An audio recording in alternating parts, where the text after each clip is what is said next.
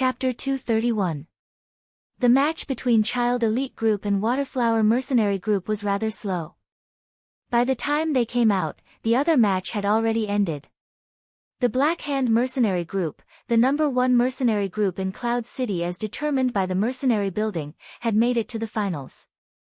One side was called the Black Hand Mercenary Group, while the other was publicly acknowledged as a dark horse. The finals had already been covered with a dark attribute. Although the Black Hand Mercenary Group was the #1 mercenary group in Cloud City, they usually did nothing but grind for quests. They weren't like the 4 Seas Mercenary Group, whose members were the elites of big guilds and were more famous. Suddenly facing this opponent, Brother Yu realized that the information he had was pitifully little. He hurriedly looked for his friends and inquired about it on the forums. Intelligence work was the time when Brother Yu had the most sense of existence in Child Elite Group. No one paid much attention to the guild competition later on. The main reason was that there was a huge difference in the number of people between guilds. There were only 2 level 5 guilds in Cloud City. One was Unhindered, and the other was Singing to Wine. Now that Singing to Wine had been hacked by Amethyst, Unhindered had 750 people, and the remaining level 4 guilds only had 500 people at most. The difference of 250 people wasn't something that could be easily erased. At this time, the system announced the latest news: the 2 guilds and mercenary groups that were eliminated in the semi-finals will also compete on the last day to determine the 3rd place. The 1st, 2nd, and 3rd place guilds and mercenary groups will definitely receive equipment or items that could only be obtained randomly in the previous competition. As for what exactly they would receive, it was still random. The date of the competition was no longer the next day, but 3 days later, this week's Saturday. This was a rare show of humanity by the system. After all, it was a competition that would give out rewards. Of course, no one would want to miss it. If it was on a normal day, it would deliberately cause trouble for those who had work and couldn't participate at night. All the guilds and mercenary groups were nervously preparing for the competition. The random rewards were not something they could afford to lose. On the other hand, the Child Elite Group was still the same. It wasn't that they were aloof and didn't care, but because they were just a small group of 6. They were very mobile, and when the 6 of them gathered together, it was as easy as eating and drinking. How could it be so easy for a guild like Reigning the 4 Seas to gather 750 players for a meeting? It was a Thursday. After Gu Fei went online, he was a little depressed as he arrived at the north gate of Cloud City. Why was he depressed? That afternoon, during the physical education class, Gu Fei felt that the atmosphere was not right as he stood in front of the students. The aura that the students displayed when facing him was completely different from usual. Simply put, the murderous aura was thicker. After teaching the class in this strange atmosphere, Gu Fei was just about to dismiss the class when he was surrounded by more than 20 students. There were both men and women among them, and they were all talking at once. "Teacher, come to our guild. Teacher, bring us to level up. Teacher, bring us on a mission. Teacher, I'm so poor, give me some money. Teacher, is there any equipment that you don't want?" Gu Fei was dizzy from all the shouting.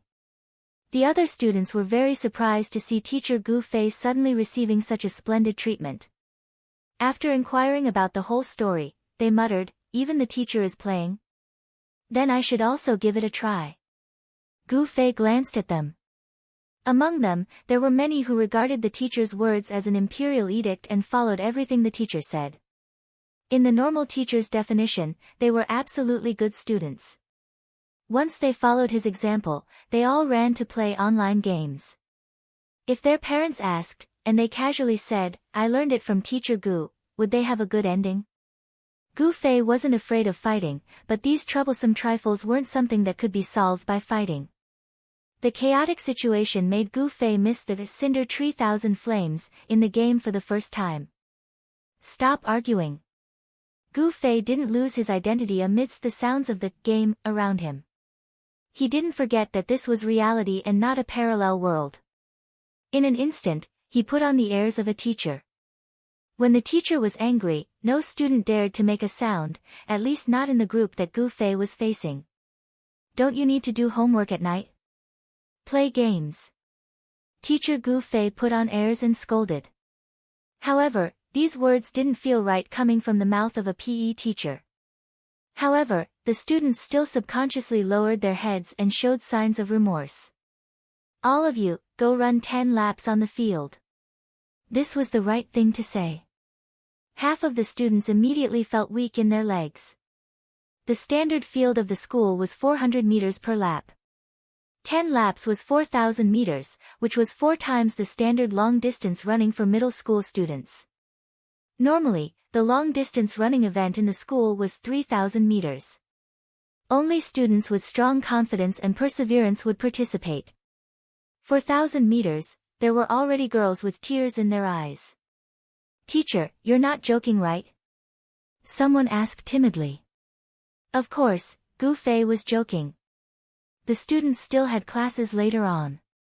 4,000 meters was too much of a waste of time. He immediately waved his hand and said, run 2 laps first, then quickly go to class. The students left with tears streaming down their faces. Gu Fei stood at the side of the track and solemnly looked at them. He didn't urge the students to speed up. All the members of the Ultimate Class 3 of the Parallel World Cloud City Guild were running together on the track. There was no need to explain how united this guild was, right? This wasn't a test, so there was no need to run too fast. However, under the gaze of the teacher, they didn't dare to run too fast. They kept stopping and running. Running 800 meters without stopping was enough to make them tired. Especially for the girls, they all cried and shouted for the boys to run one more lap. At this time, the students who were watching the show had mostly dispersed. In front of Gu Fei were only the students of the Ultimate Class 3. They all looked like they wanted to die. Gu Fei was very kind. He waved his hand and said, wait for me at the city gate tonight. This turn of events surprised the students for a moment. Then, they cheered. Many guild bosses dreamed of Gu Fei's in-game name hundreds and thousands of times, but it was all too easy for students like him to find out. That account name was given by AFA. After the students asked, they went to check the wizard level leaderboard. Level 40. To this group of students, it was too high up. Whether it was from an entertainment point of view or a financial point of view, roping in a teacher was a good choice. This made the students make up their minds. Now that their goal was achieved, everyone was obviously very happy. Seeing that Gu Fei was about to leave, AFA had played games for a long time and was more experienced. He caught up to Gu Fei and asked cautiously, Teacher, which gate is it? You talk too much. Go run another lap. Gu Fei said. AFA was a weak student who ran the opposite of the 3 good students. He was half dead after running 2 laps. One more lap and he would really die. Luckily, his question reminded the other students. They immediately surrounded him and asked for the specific address. Helpless, Gu Fei could only agree to meet them at the north gate. Having an agreement with the students was definitely unavoidable. At most, they wouldn't see each other in the game. This was the saying, a monk can run, but the temple can't run. Helpless, Gu Fei arrived at the north gate at the appointed time. In the end, not a single student appeared. Gu Fei was burning with anger. The teacher didn't stand you guys up, but you guys actually stood me up. According to normal thinking, he should definitely call himself lousy here. But since he was facing the students, he should change it as a teacher. Anyway, it was only a difference of 1 word. This was how Gu Fei reminded himself. If he really called himself lousy in front of the students, not only would it not have any effect on them, the students might even think that he was more approachable. This was really troublesome. Playing online with the students? There was only 1 word to describe it. Gu Fei cursed the author 1,000 times in his heart. Can you stop writing nonsense? Cough, back to the main topic. It was already the appointed time, but the students still didn't show up. Gu Fei patiently waited for a while. Finally, he saw the students running over one by one from each of the offline areas. There were all sorts of explanations as well. Mommy told me to wash the dishes. Daddy dug a landmine and made me wait for a while longer. Gu Fei burst into tears. It was so close to life and easy to understand. Thinking back to when he told the sword demon and the others to go offline because they had to go to class, their eyes were so strange. The students that came added Gu Fei as a friend. For the bosses of Cloud City, an excellent opportunity was missed. That night, from 7 to 7:17, Gu Fei's friend switch was not turned off. Cough, stand in line. After the students were all present, Gu Fei said in a deep voice. Unfortunately, there was no such item as whistle in the game. Using fingers to play. That was too hooligan. Be a teacher, be a teacher. Wah, teacher, please don't, it's too embarrassing. The students protested. Was there anything more embarrassing than being called teacher in the game? Gu Fei continued to cry, but there was no other way. Letting the students call him by his name, even though it was just his ID, was too disrespectful. Calling him Brother Zui like Fireball and the others, was even more embarrassing than calling him teacher. Gu Fei wanted to embarrass everyone together, so he insisted that the students stand in line. The students hesitated. Gu Fei's face darkened. If you don't stand, finish the 8 laps in the next class. The students quickly stood in line. Gu Fei counted the number of people. There were exactly 24, 4 rows and 6 rows. My PE class representative didn't come. Gu Fei glanced at the crowd. He did not pay attention to any of them in the afternoon. No, teacher, the number is just right. There were originally 21 people, and 3 more came after the afternoon class. Oh, it's just the 3 of them. That's 24 people. If there's one more. If there's one more, stand in 5 rows. If there's 21, stand in 3 rows. What do you mean 24 people is just right? Ah, Fa, you idiot. A student refuted. Ah, Fa felt wronged. He did not think that a group of people would have to stand in line in the game. He said that it just so happened that he was not the type to count. When Gu Fei heard that there were 3 new students in the afternoon, he was distressed. What should he do? Chapter 232. The city gate was bustling with people at this time. The neatly lined-up group of players quickly attracted a lot of attention. Gu Fei stood majestically at the front of the line, but from his expression, it seemed like he didn't know these students. What's going on? Some players whispered. I don't know.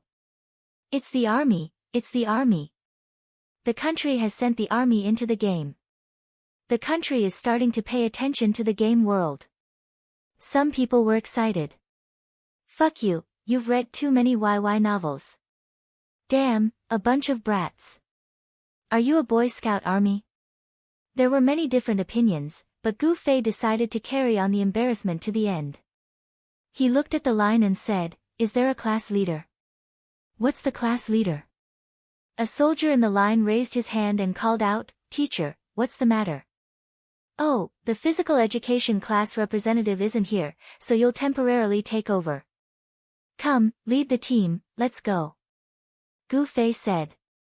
Wow, teacher, you're too cunning, pushing such an embarrassing task to me. The class leader was about to faint. These errands were quite natural in real life, but it was extremely embarrassing in the game. Hurry up. Hurry up. Is it fun to be stared at here? Gu Fei urged. The students of course wanted to find a hole to crawl into, but now that they finally escaped, the class leader was still dawdling and immediately glared at them. Hurry up. The students revolted. The class leader had a long face and shouted, Turn left, run. Amidst the sounds of surprise, the students ran out of the north gate in an orderly fashion. Run, be orderly, aren't you going to shout the slogan? Gu Fei pointed at the back. Teacher, spare us. The students shouted. The slogan that Gu Fei was referring to was, of course, the shouting of 1, 2, 3, 4 that would erupt from time to time as the students lined up to run. Now that they were afraid of being noticed, they still had to shout this to attract attention. It was too painful. Everyone began to wonder if it was a mistake to get close to the teacher in the game. Oh, then forget it. When the slogan is shouted, the footsteps are messed up. Class leader. Gu Fei shouted. 1, 2, 1. 1, 2, 1. The class leader shouted helplessly. It seemed like being the class monitor was also a mistake. After exiting the city gate, there were players everywhere. The students' movements were stiff as they ran. Their heads were lower and lower. From afar, they looked like a group of headless zombies. After advancing for an unknown period of time, the surroundings gradually became desolate. Some of the students were shocked. They realized that it had been a long time since they heard their teacher speak. They turned around and saw that Gu Fei was at least 200 meters away from them in the vast wilderness outside the Cloud City. The students stopped in their tracks and waited for the teacher to arrive. Why did you stop? If I didn't say stop, then don't stop. Stay where you are. There were no outsiders here, so Gu Fei directly gave the order. The students kicked on the spot, and Gu Fei carefully corrected everyone's footsteps, as if he was teaching a class. Only when they were in complete harmony did they shout, "Attention! Have we arrived?" Gu Fei asked. What do you mean? The students didn't understand. If we haven't arrived, why did you stop? Gu Fei asked. The students looked at each other. Where are we going? How would I know where you guys are going? Gu Fei asked. The students fainted. So it was a waste of time. Gu Fei was already looking for a scapegoat. Class leader, where are you going? The class leader wanted to cry. He swore in his heart that he would definitely pull the physical education class representative in. He could only say helplessly, I don't know. I just lowered my head and led blindly. I'm not familiar with the map. Oh. Right, we should let Fa lead. He's been in the game for the longest. He's the most familiar. The class leader had a flash of inspiration. He realized that there was no need for the physical education class representative. Fa was speechless. Normally, no one would even look at him. But in times of crisis, he was always pushed to the front line. He was the most useless guild leader in the entire Cloud City. Gu Fei didn't dwell on this issue. He continued to ask, then why did you all come to me today? The students looked at each other. Teacher, join our guild. Teacher, help us level up. Teacher, help us do quests. Teacher, I'm so poor. Give me some money. Teacher, do you have any unwanted equipment? The same words as in the afternoon came again. Don't panic, don't panic. Gu Fei stopped everyone. Okay. I already have one. Leveling up. Teachers usually level up alone. Quests. There are so many of you. Can I lead all of you? Money? I still owe someone 1,800 gold coins. As for equipment, I do have some. I'll give them to you when we get back. Oh. The students cheered. One of the 5 conditions was reached. Moreover, it was the most affordable one. The students were already very happy. Dismiss now. Free time. Gather at the north gate at 9. Gu Fei waved his hand. Hey, don't. Fa immediately jumped out of the group. Everyone looked at him. There's a quest. Fa said. Oh. Fa stays. The rest of you can go. Gu Fei said. Don't. It's a guild quest. A guild quest.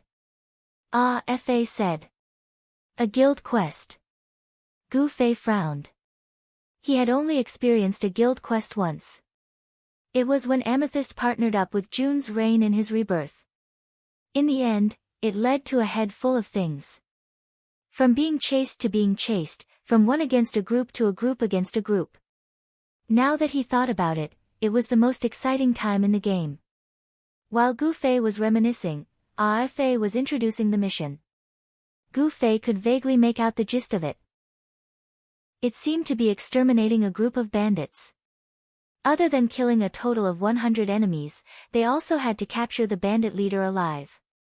Apart from Fa, the rest of the students from Ultimate Class 3 had slowly entered the game after the official launch. Moreover, high school students didn't have much time to play, so their levels were very low. The bandit leader would naturally be a boss. Fa felt that with their guild's equipment, it would be too difficult to challenge a boss. However, with the help of a level 40 magician like Gu Fei, things might be different. Oh. Boss? Hearing this, Gu Fei became a little more spirited.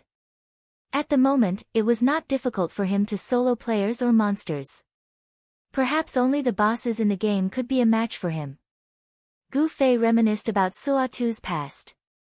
Although his attacks were still systemically inflexible, at least he had to be on high alert. This kind of nervousness wasn't something he would experience often. Where are you? Let's go. Gu Fei said. This way. Fa prepared to lead the way. Gather, get into formation. Fa, lead the team. Gu Fei shouted. There weren't many people in the wilderness, so the students didn't feel uncomfortable. They quickly got into formation. Fa led the team energetically. He seemed to be enjoying himself. Wasn't that right? Since when did he have such a high status? The team advanced into a valley. This was part of the Cloud Valley, but it wasn't a mainstream leveling area. There were a few players in Luoluo. The neat formation of the Ultimate Class 3 was naturally very eye-catching. A few players stopped and stared at this strange scene. The students were all focused on the mission. They couldn't care about anything else. They marched into the small valley in an orderly manner. They could already see the bandit targets. The mission was split into two parts. First, kill 100 normal bandits. Second, capture the bandit leader alive. Teacher, we're relying on you to defeat the boss. The students were full of expectations for Gu Fei. It was always like this in the game. You looked up to those who were higher level than you. However, when you reached a certain level, you would feel that it was nothing. Now, you would start looking up to those of a higher level. Little bandit teacher, help us out too. But don't kill them. That won't count as our score. Gu Fei wasn't a member of the Ultimate Class 3. He obviously didn't have this mission in the mission window. The targets he killed were only experience points. Of course, it wouldn't count towards the number of enemies he killed. Teacher, show us your fire tree 1,000 layers flames. Let us experience it. Fa was looking forward to it. He was only level 34. The flaming tree 1,000 layers flames could only be learned at level 36. Go lure the monsters. Gu Fei didn't mind showing off his skills to the students. Of course, he had to put away the night streamer. Because of the crowd's request, he couldn't kill the monsters. It was undeniable that even though the students were young and had low levels, they were still better than the girls who had been reborn as purple crystals when it came to playing games. Even the few female students who had been reborn as purple crystals were more outstanding than the girls who had been reborn as purple crystals after a long period of getting used to playing with their classmates. After all, Gu Fei had been in the game for so long and interacted with experts every day. He had a good eye. He was instantly gratified. It seemed that taking care of his students was much easier than taking care of the girls with the purple crystal of rebirth. After the two archer students ran out, they pulled a few monsters over. Everyone looked at Gu Fei in unison. Gu Fei was very calm. He pointed his finger forward and chanted, "Flaming tree 1,000 layers flames, rise." Teacher, why are you casting it at us? The two students who were luring the monsters were stunned. They ran left and right in a panic. "Hey! Don't run around," Gu Fei said angrily. The two of them, one on the left and one on the right, led the monsters to the sides. Gu Fei's spell cast was slow, so he had calculated ahead. If they had continued to lead the monsters forward, the monsters would have stepped on his 1,000 layers flames of the cinnabar tree. As a result, it was a complete mess. The students were puzzled when they heard that Gu Fei had finished chanting but didn't see any spells. When the two of them lured the monsters to the left and right, the flaming tree 1,000 layers flames ignited with a boom. Not a single monster was burned. The students weren't super experts, so they couldn't notice the details. They only thought that Gu Fei had cast a spell, but it missed. There was an uproar. "Ah Fa, can the teacher do it?" Someone whispered to Ah Fa. After all, Ah Fa was the most experienced among them. It's okay." Ah Fa was also muttering in his heart. Chapter 233. Due to the coincidental loss of a person, Gu Fei's mighty image in the eyes of the students had already changed. However, he didn't mind it. He pointed at the sink tree 1,000 layers flames that didn't burn the monster and said to Ah Fa, "See that?" Ah Fa nodded. Gu Fei nodded as well. He waved his hand at the students. "Let's go kill the monster." The battle of exterminating the bandits began fiercely. Gu Fei didn't stay idle. He was still very confident in his magic attacks without his sword.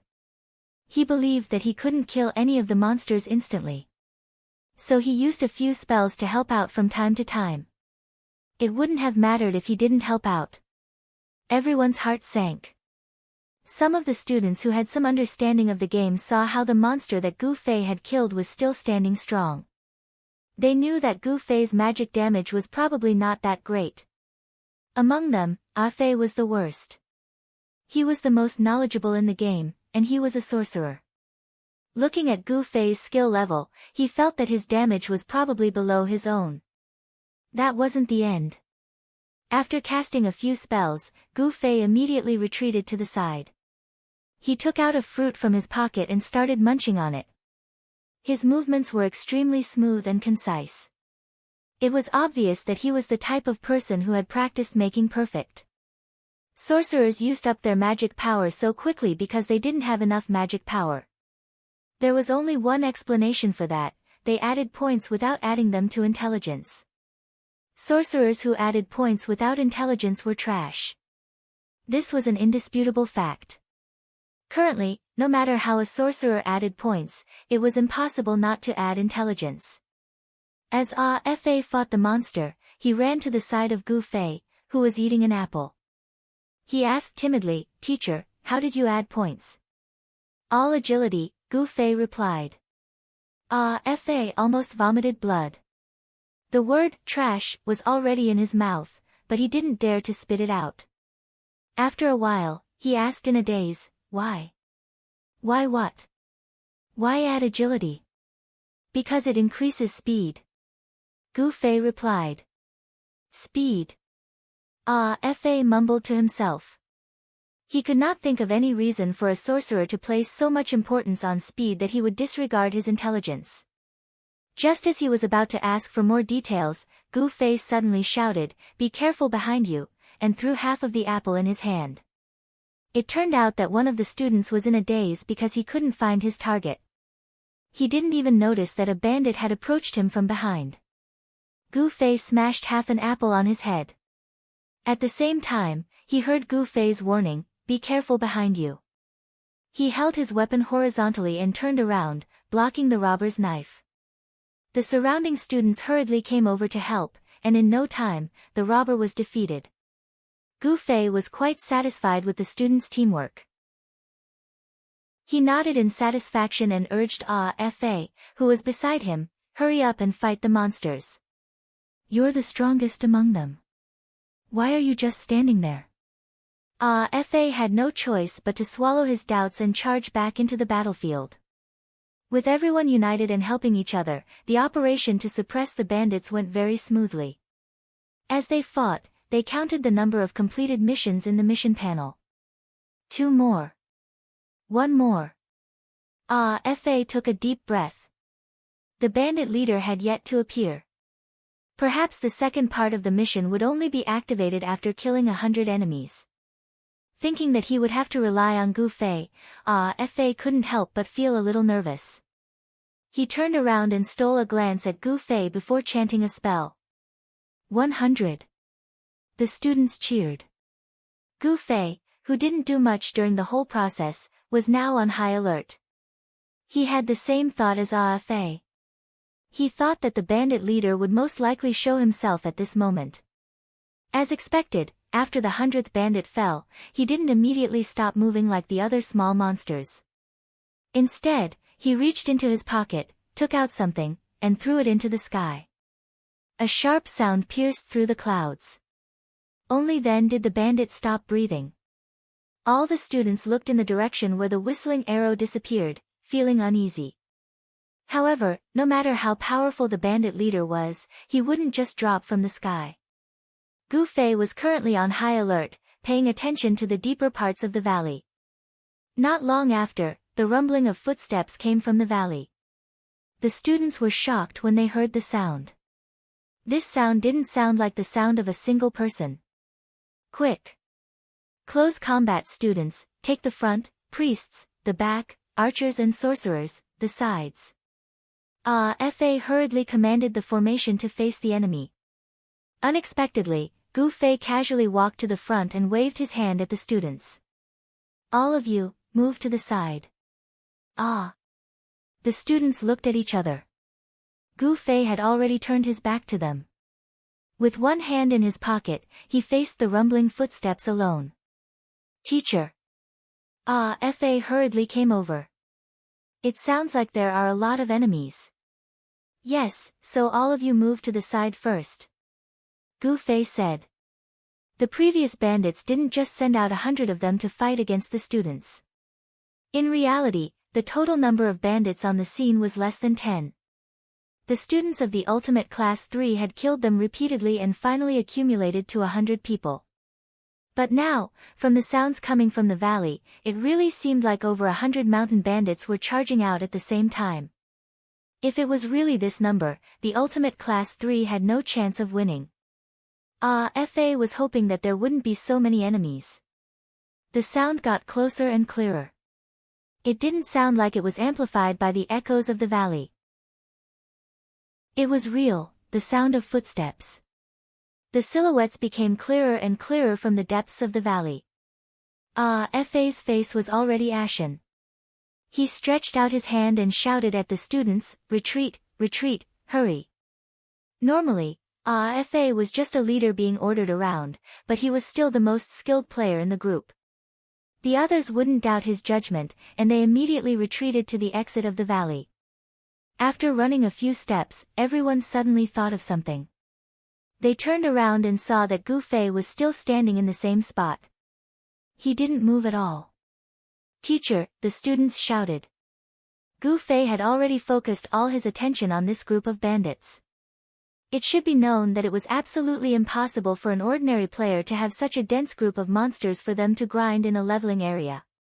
Even if they deliberately lured monsters, such a large number of monsters would seriously exceed the limit. No one would ever lure so many monsters. Gu Fei already had a premonition that he would have to go on a killing spree. He was extremely excited. He only heard Fa's shout and didn't take it to heart. At this moment, all the students shouted for teacher. Gu Fei turned around and saw that everyone was already 20 meters away from him. He nodded and said, "Yes, it's better to stay further away.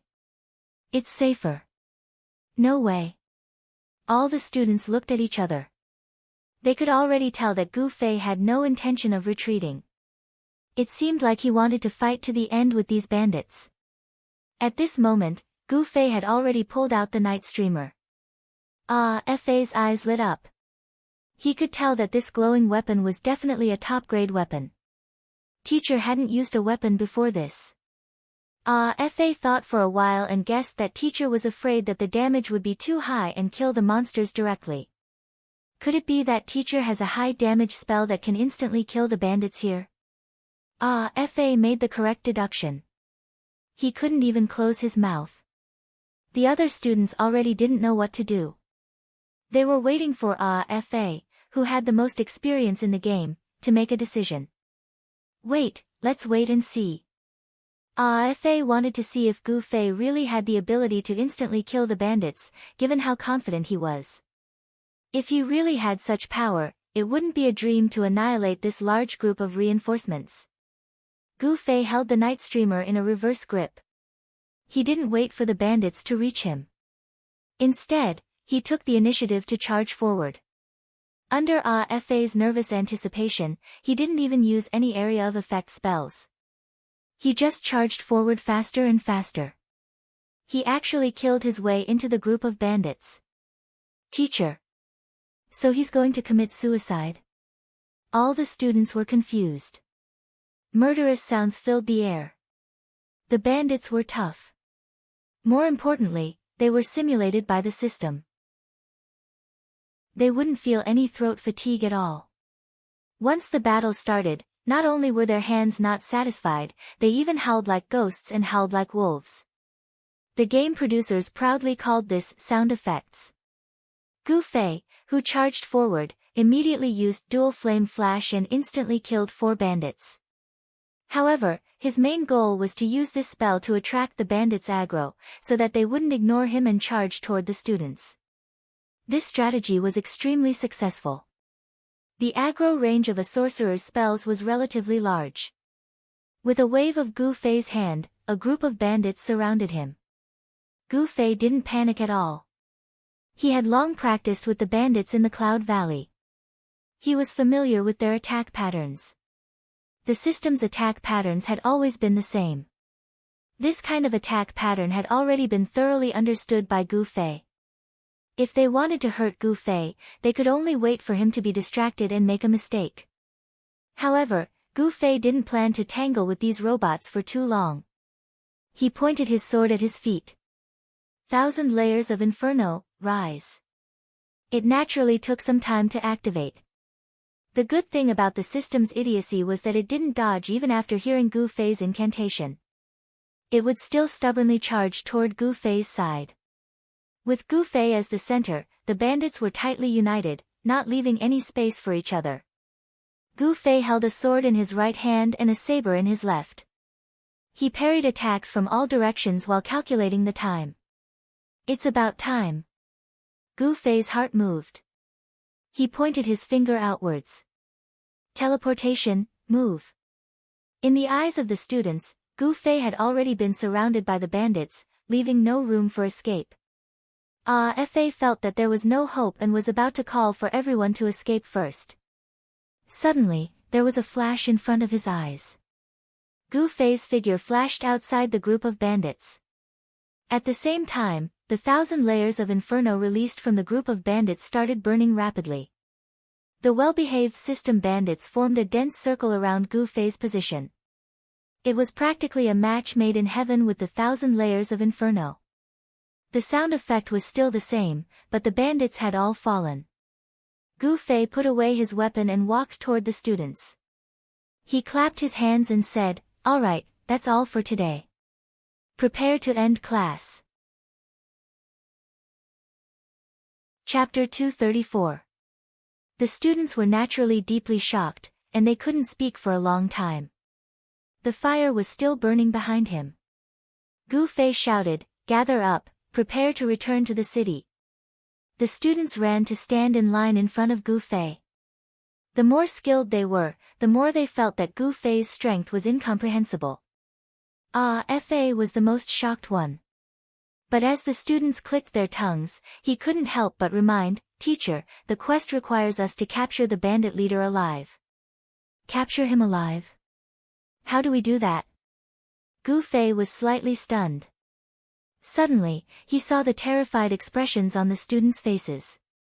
Some of them had already started to scream, "Teacher, be careful." But this warning was too late. The boss's skills were extraordinary, and he was very fast.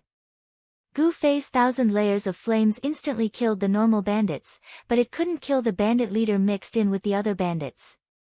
As Gu Fei was organizing his team, the bandit leader had already come out of the fire. His aggro was obviously on Gu Fei, and he raised his sword and slashed at him. Although the system NPCs were rigid, they didn't have killing intent. Killing intent was a mysterious system.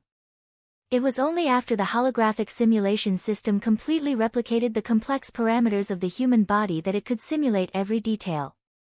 And NPCs were completely made up of data. They weren't as detailed as the real human body. In short, he didn't have killing intent. The sound of the fire behind him covered the sound of the bandit leader's leap. By the time the students realized what was going on, the bandit leader had already flown behind Gu Fei. Gu Fei didn't even turn his head. He wanted to dodge, but it was already too late. The bandit leader swung his sword at Gu Fei's waist, sending him flying. "Teacher!" The students screamed. There were clerics among them, and they hurriedly cast healing spells at Gu Fei.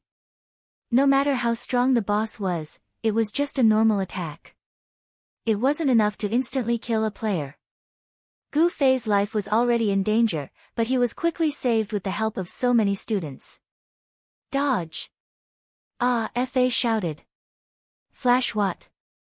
Gu Fei supported himself against the cliff and stood up.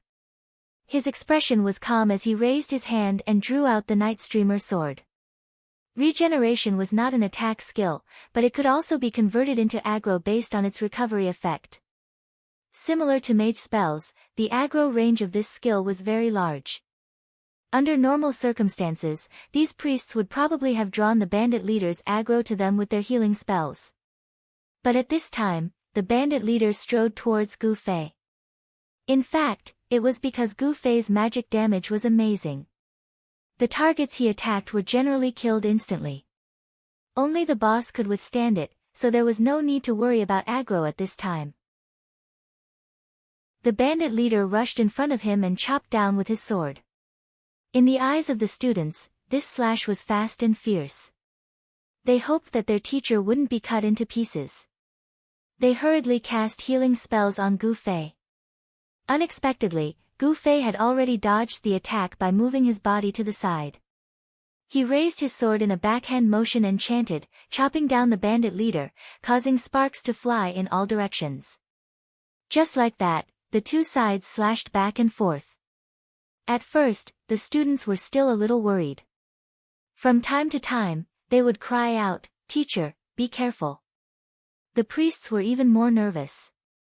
When they saw the bandit's sword about to fall, they trembled and cast healing spells at Gu Fei.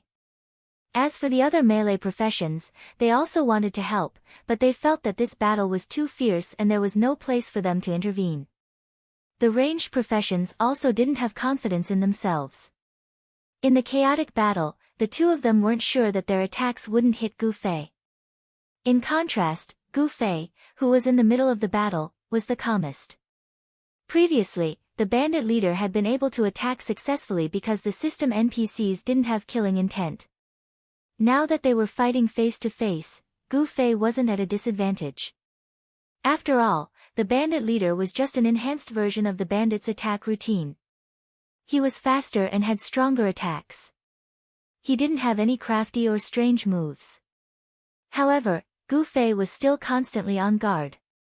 Based on his previous experience fighting the boss, Suatu, the boss should have a killer move. It was like a normal player's skill, and it would be more powerful than a normal attack. Gu Fei was constantly on guard, but the bandit leader still didn't use his killer move. Gradually, he started to feel uneasy. On the other hand, the students were already relaxed. The priests weren't nervous anymore. The attackers didn't want to help either. Even Fa changed his lines. "Teacher, slow down. Don't kill him. I want him alive, alive." "How do I do that?" Gu Fei was depressed. He hated being merciful the most. The mission didn't say anything. Fa was also confused. The mission only said to capture the bandit leader alive. It didn't say under what conditions he would be captured. find a rope to tie him up. The students started to use their imagination. Knock him out. No one knows how to use sap. Sap was a skill only level 36 bandits had. The highest level in Ultimate Class 3, FA, was only level 34. At this moment, Gu Fei, who was fighting in the field, felt that the boss's skills were starting to weaken. Gu Fei had already used up all his mana. That was why he had been fighting for so long. If he could use double flame flash every time, he would have killed the boss long ago. The battle didn't last long. Just as Gu Fei was about to stab the bandit leader suddenly knelt on the ground and shouted his surrender. That's how we capture him alive. The students roared with laughter and started discussing. Gu Fei also felt that it was funny. He didn't stab the bandit leader anymore. Instead, he retracted the sword and looked at Fa. Is this enough? Fa nodded happily. Bring him back to Cloud City and hand him over to the dungeon. Then, the mission will be complete. Gu Fei nodded. Just as he was about to say something, the bandit leader, who was already kneeling on the ground, suddenly rushed forward. He instantly picked up the large steel sword that had been thrown in front of him and swung it at Gu Fei. The speed of this attack was even faster than before. Gu Fei was shocked, but his reaction wasn't for show. With a flick of his wrist, his sword was already at his side, blocking the attack. Unexpectedly, the bandit leader's attack didn't stop immediately. Instead, it continued to push Gu Fei's sword toward his chest in violation of the system's attack rules. In his shock, Gu Fei used his other hand to push the sword, but he still couldn't stop the momentum of the opponent's attack. In the blink of an eye, the bandit leader's sword had already reached Gu Fei's chest. Gu Fei's HP began to drop. What was worse was that the sword was still pressing forward. The bandit leader didn't seem to have any intention of retreating. An aura that wanted to push Gu Fei to the ground spread around him. Gu Fei hurriedly took large steps back. This bandit leader actually continued to press forward in Gu Fei's footsteps. His strength was shocking. Gu Fei had already embarked on the path of fighting force with force. There was no way he could use tricks to resolve this. After a few steps back, he reached the cliff of the valley. Gu Fei's back was pressed against the stone wall behind him. He pushed the sword with both hands and struggled to hold on. However, the bandit leader's expression was ferocious. He didn't show any signs of letting up. How frustrating. Gu Fei was infuriated. He had always been on guard against the boss's ultimate move, but he didn't think that the boss' ultimate move was not an attack, but a feigned surrender. Which motherfucker came up with this? Gu Fei cursed in his heart, but there was nothing he could do. Strength was his absolute weakness. At this time, because he couldn't withstand the opponent's attack, his HP continued to drop. How could he escape? Fortunately, this wasn't Gu Fei fighting alone. The students were stunned by the sudden change in the situation. By the time they reacted, Gu Fei had already been pressed against the mountain wall. The students shouted for their teacher, and one by one, they helped out. Some healed, some attacked, all without a care for their own safety. The bandit leader displayed the usual single-minded spirit of a system product. He ignored the arrows, daggers, knives, and axes coming at him from behind. He just wanted to push Gu Fei down to the bottom of the cliff. Gu Fei was shocked by his stubbornness. However, at this time, the clerics among the students worked together. Gu Fei's HP was no longer dropping. Instead, it was being recovered by the clerics. No matter how stubborn the bandit leader was, it was useless. At this time, he was still being attacked by the students behind him. It was only a matter of time before he fell. With Gu Fei holding on with all his might, the clerics healing him, and the other students attacking with all their might, the bandit leader finally lost his strength and collapsed to the ground. This time, Gu Fei didn't dare to be careless. He first ate some fruits to replenish his mana. Then, he advanced with full vigilance. He stabbed with his sword and kicked with his feet. The bandit leader didn't retaliate fiercely. He only looked at the people around him with lifeless eyes. Gu Fei still had a lingering fear. He asked Fei, "This should be enough, right?" When it came to online games, he felt that he might not be as good as his students. Although Fei was considered experienced, his experience in this parallel world's holographic online game couldn't compare to Gu Fei's. He couldn't explain anything. In the end, the group of low-level students was still brave. Their levels were low anyway. Even if they died and lost a level, it wouldn't be a big loss. A few of them went forward together, took out a long rope from somewhere, and tied the bandit leader up like a dumpling. The bandit leader didn't react at all during this process. Only then did everyone relax. It looked like this mission was going to be a success. The tied-up bandit leader was picked up like luggage by 2 soldier students. The students cheered and prepared to return to the city. Gu Fei, who had almost been killed, was now full of energy. He continued to order the students to line up neatly. It was as if a bucket of cold water had been poured over their heads. The students who were in high spirits immediately bowed down. However, they did not dare to disobey their teacher's orders and could only obediently form up again. Under Fei's command, they marched in the direction of Cloud City in an orderly manner. They didn't know that at the entrance of the valley, there was already someone waiting for their arrival. Chapter 235. The students of Ultimate Class 3 marched through the valley with orderly and powerful steps. There were no outsiders here, so they didn't feel as ashamed as before. The arrogance of defeating the boss began to rise. Gu Fei shook his head and smiled bitterly at the back of the group.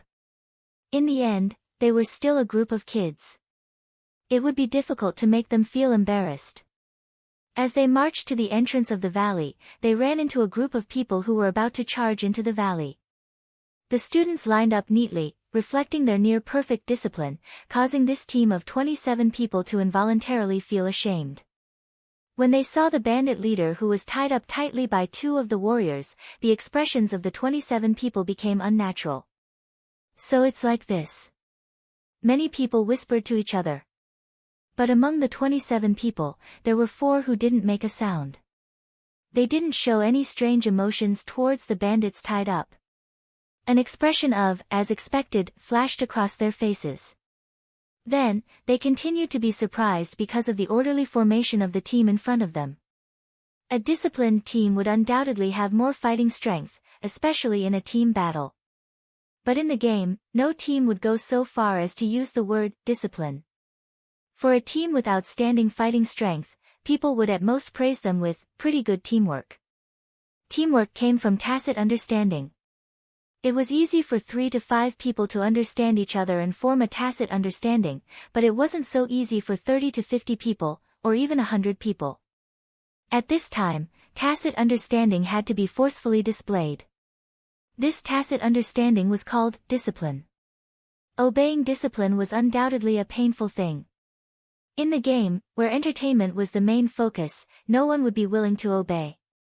So when they saw a disciplined team appear in front of them, it was truly shocking. This kind of team would definitely be extremely strong. Everyone subconsciously thought to themselves. In the game, there was obviously a more direct and simple method to determine one's fighting strength: appraisal. These 27 people couldn't help but choose their targets to appraise. After confirming the results, they were shocked. This team didn't even have a level 35 player. Moreover, after seeing these 27 people, this team suddenly became dispirited. Their footsteps also seemed very lazy. They didn't have the same neat and powerful luster as when they first saw them. Of course, when these students saw that there were outsiders, they immediately felt embarrassed.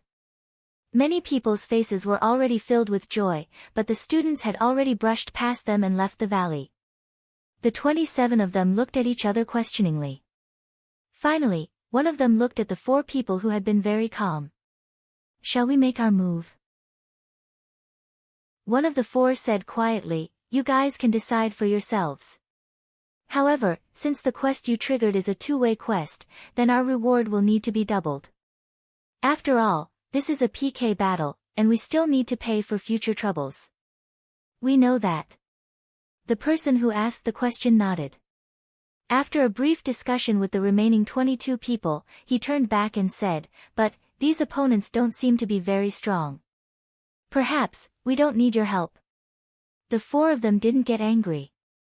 They just smiled and said, "He really isn't that strong. However, even though we won't take action, we won't refund the deposit either. However, you won't have to pay the follow-up fees. I hope you understand." Of course. The person who asked the question nodded. "But, we'll be here. If you need help, we'll help. Is that okay?" The 4 of them had clearly read the intentions of the people in front of them. This was undoubtedly a very satisfactory answer for the other party. Finally, the other party didn't say anything else. They turned back and muttered a few words to the other 22 people. Each of them quietly took out their weapons and suddenly launched a surprise attack on the students of the Ultimate Class 3 from behind. Arrows. The first to arrive were always the arrows of the archers. The target was the extra person at the end of the enemy formation. Unexpectedly, at this moment, the person suddenly turned around and pulled out a long sword from his pocket. He swung the sword a few times and actually blocked the arrows that were shot at him at the same time. "What are you guys trying to do?" Gu Fei had long felt that there was something wrong with these 20 people. When the arrows attacked just now, the safest way was to dodge them. However, he was afraid that they would hit the students, so he could only take the risk and block them with his sword. Fortunately, the other party didn't use any skills, and the 4 arrows were successfully blocked by Gu Fei. It seemed that they just thought that shooting a mage didn't require any powerful skills. Black robes and a dark purple long sword. This attire immediately attracted the attention of the 4 people who had been very calm this whole time. Although this was the first time they had seen this attire, it was one of the hottest topics recently. This person was the mage of the child elite group, Qianli Drunk. He was the opponent that their Black Hand mercenary group needed to pay attention to in the finals. When the 4 people recognized Gu Fei, they felt a little relieved. Previously, they had been surprised that these guys who weren't even level 35 could deal with the boss here. Now that they looked at it, it turned out that they had also hired the mercenary group to help them. However, the child elite group actually only sent out 1 person. It seemed that they were really strong. At this moment, the students had already realized what was going on. They all turned around to ask what was going on. "Sorry, it's a two-way quest," the leader of the 23 people who had launched the attack calmly explained. Two-way quest. Gu Fei had heard of this term before. According to Brother Yu's explanation, the system would set some opposing content as two-way quests that could be accepted by players from both sides. In the two-way quests, the main enemy that the players faced was not the system but the players. Two-way quests were usually guild quests or group quests. It was rare to see individual quests. "What's the content of your quest?" Gu Fei asked. Since they were all doing quests, there was no right or wrong. It would be best if there was a peaceful solution. "Kill the bandit leader who is being escorted," the other party replied. They were actually just a small guild. After receiving this quest, they felt that they didn't have much confidence in dealing with a boss-level opponent. As such, they quickly contacted the largest mercenary group in Cloud City, the Black Hand Mercenary Group. The Black Hand Mercenary Group had a good reputation among the players. It could be said that their credibility was guaranteed. Those who sought their help wouldn't issue quests in the mercenary building. Although it was safe to issue quests through the system, it was inevitable that the system god would deduct the so-called intermediary fee. As such, as long as it was someone they could trust, everyone was happy to trade in private. In a few words, the price was negotiated. The 2 sides met at the city gate. After paying the deposit, they set off in the direction indicated by the system. Then, they met Gu Fei and the Ultimate Class 3 at the entrance of the valley. Only then did they find out that the person in charge of escorting the bandit leader was also a player. This was a two-way quest.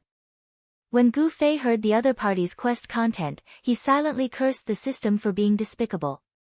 The ultimate class 3 wanted to capture him alive, but the other party wanted to kill him. There was no leeway at all. It was clear that they wanted to fight to the death. Sorry, our quest is to capture him alive, Gu Fei said. Of course, it's a two-way quest. I believe you guys have the same content, the other party replied. At this moment, someone who had used identification on Gu Fei whispered in the team, this guy is level 40. Be careful. Well, a level 40 player who established a small guild and then recruited some new people. The players of the small guild didn't know Gu Fei's identity, so they all thought so. How do we deal with this? Gu Fei sighed. We won't give up the quest. The other party was very determined. Gu Fei looked back at the students and smiled. Of course we won't either. If that's the case. The other party all drew their weapons. Their intentions were already very clear. Is there no other way? Gu Fei thought back to the one-on-one system when they competed for the leveling area. The problem was that there wasn't a leveling area, so they could find another one. If they missed this quest, they wouldn't be able to find it again. Although two-way quests were very controversial, the system shut the players' mouths with generous rewards. Almost no one who really received a two-way quest felt embarrassed. Instead, they all felt lucky. It was absolutely impossible to give up so easily. When this small guild discovered that the quest was a two-way quest, he was already excited enough. When he discovered that his opponent was also very weak, he became even more excited. At this moment, how could he possibly back down? When Gu Fei said, other ways, they didn't even think about it. The 4 people from the Black Hand mercenary group walked forward and asked the leader of the small guild, are you sure you don't want to help? The small guild leader looked back in confusion. This is Qianli Drunk. Haven't you heard of this name before? The Black Hand mercenary group member briefly introduced Gu Fei. Ah! Everyone was stunned. Gu Fei's identity was only recently exposed, but his legend had been around for a long time. He was indisputably regarded as the strongest person in Cloud City. I heard that wherever this person points his sword at, the opponent will be instantly turned into ashes. His attack power is so strong that it's like a relative of the system. I heard that 20 to 30 people are nothing in front of him. Against drinking and singing, 750 people will be annihilated as well. The destructive power of rumors was this strong. The small guild members were all talking about Gu Fei. The excitement from before was no longer there. They felt that it was unfair for them to meet such a strong opponent. The 4 people from the Black Hand mercenary group stepped forward. The person in front smiled at Gu Fei. I didn't think we would meet like this before the match. Who are you? Gu Fei obviously didn't know these people. I'm called Solitude Under the Moon. The person replied. We are from the Black Hand mercenary group. Chapter 236. Black Hand mercenary group. Hearing this name, Gu Fei couldn't help but take a second look at them. After all, this was the child elite group's opponent in the finals. From their attire, it could be seen that the other party was a cleric, while the other 3 were a warrior, a thief, and a mage. Compared to the cowardly look of the people from the small guild when they found out that Gu Fei was the one who had insta-killed the mage 1,000 miles drunk, the 4 of them were much more confident. At the same time, Gu Fei also deduced their intentions and said to the person from the small guild, you hired a mercenary group to help? It seems like you guys are determined to complete this quest and won't back down. Aren't you guys the same? The other party replied. Us? Gu Fei looked back at the students and smiled bitterly. He had brought these students to complete the quest, and he still had to give them equipment later. How did he look like a mercenary? Seeing that the other party wasn't willing to back down, Gu Fei was straightforward. He took out the night streamer and pointed it forward. If that's the case, then I won't hold back. Dual flame flash, flash. Seeing that the other party wasn't willing to back down, Gu Fei was straightforward. He took out the night streamer and pointed it forward. If that's the case, then I won't hold back. Dual flame flash, flash. Gu Fei swung the sword to his left and right. The two thieves had a look of shock on their faces as they disappeared from sight. I have anti-stealth equipment, don't. Gu Fei was about to use a reason that players could understand to remind the thieves not to be so senseless when he suddenly heard a scream from behind him. I have anti-stealth equipment, don't. Gu Fei was about to use a reason that players could understand to remind the thieves not to be so senseless when he suddenly heard a scream from behind him. It turned out that a thief had carefully snuck into the group of students to try and kill the seemingly dying bandit leader. In the end, he accidentally bumped into a student and immediately revealed himself. This immediately proved that Gu Fei's kind reminder was a lie. Don't you have anti-stealth equipment? You didn't even notice that he had snuck into your group. What are you bragging about? However, Gu Fei had clearly killed the two thieves who had snuck up to him. Everyone fell into a state of deep contemplation. How could there be any suspense about the thief who was trapped in the crowd? He tried his best to escape from the encirclement. The students were not to be trifled with. More than 20 of them worked together and ruthlessly dealt with this fellow. Although he died a horrible death, his ending was much better than the other two thieves who were instantly killed by Gu Fei. This was because Ultimate Class 3 and the opposing guild were in a two-way quest. Only one party could succeed, and the other party would definitely fail. Moreover, the solution to the problem was usually to fight. The system also didn't want to force players too hard, so during the two-way quest period, there were other rules for the PK punishment between the two sides. Players who died in this PK battle wouldn't directly lose a level. Instead, they would lose 20% of the experience they needed to level up. Moreover, both sides wouldn't gain any PK points. However, Gu Fei didn't belong to any part of this two-way quest, so when he fought with anyone on the opposing side, it was a normal PK. The two thieves he had just killed had already lost a level. At the same time, Gu Fei also had 2 PK points. On the other hand, the Black Hand mercenary group situation was exactly the same as Gu Fei's.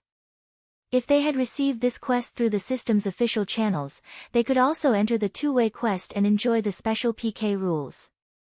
However, as foreign mercenaries, they would suffer a 30% drop in level penalty. But now, both sides were going through a private transaction, so of course they wouldn't receive the system's protection. The small guild had already lost 3 people in an instant.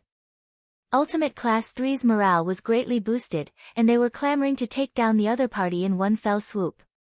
What's with the noise? Gu Fei turned around and shouted. The students instantly fell silent. Line up, return to the city. Gu Fei said. Ah. The students were shocked. I'll take care of this, Gu Fei said solemnly. Teacher. The students were touched.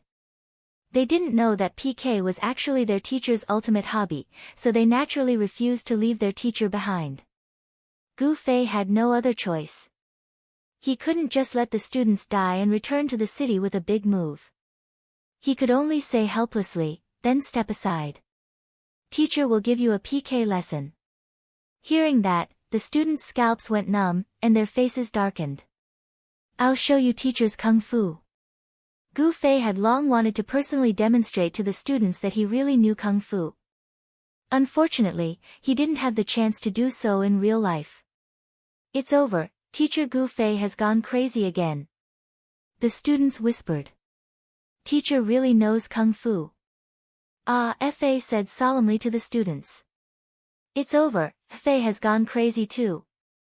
Is it because playing in a parallel world for too long will cause mental problems? There was a lot of discussion. This time, it was Gu Fei's turn to be speechless. However, he had no choice but to speak the truth. He took 2 steps forward in a very imposing manner, looking for a target to attack. Looks like we can only solve this by fighting. Monologue was still smiling. He had already carefully studied the composition of the other party. Other than Gu Fei, the other 24 people looked very young. He was very curious about what kind of team this was. But no matter what, he had already realized that the only opponent was Gu Fei. The rest of the children could be easily dealt with. Hurry up and attack. The people from the small guild didn't move. They all looked at Monologue and the other three. Gu Fei was undoubtedly a ruthless character. Moreover, if they were killed by him, they would lose a level. The people from the small guild all felt that the money spent on the Black Hand mercenary group couldn't be spent in vain. Against Gu Fei, of course, Monologue and the other three had to go up. As for them, they were prepared to bully the group of children while Monologue and the other three were entangled with Gu Fei. Their ultimate goal was to complete the quest, so they didn't actually need to kill many people. They just needed to break up the enemy's formation and get rid of the bandit leader they were protecting. After that, the quest could be declared a success. Whether or not they would continue fighting depended on the enemy's reaction. However, Gu Fei was already on guard against this plan of theirs. The main goal of this PK was for the sake of the students. Gu Fei gave up on his favorite to fly into the crowd and fight in close combat. He raised the night streamer in his hand and chanted a skyfall firewheel and a flaming tree thousand layers flames. Dodging Gu Fei's spells was simply a psychological game. When people heard his chants and scattered, they would always find that nothing had happened. However, when they were hesitantly standing still, they would suddenly find that flames had already ignited above them or below them. This was especially true for people who were fighting him for the first time. They would always suffer this kind of loss. This time, the players who ran in the direction that Gu Fei had set up were instantly turned to ash. Good. The students clapped happily.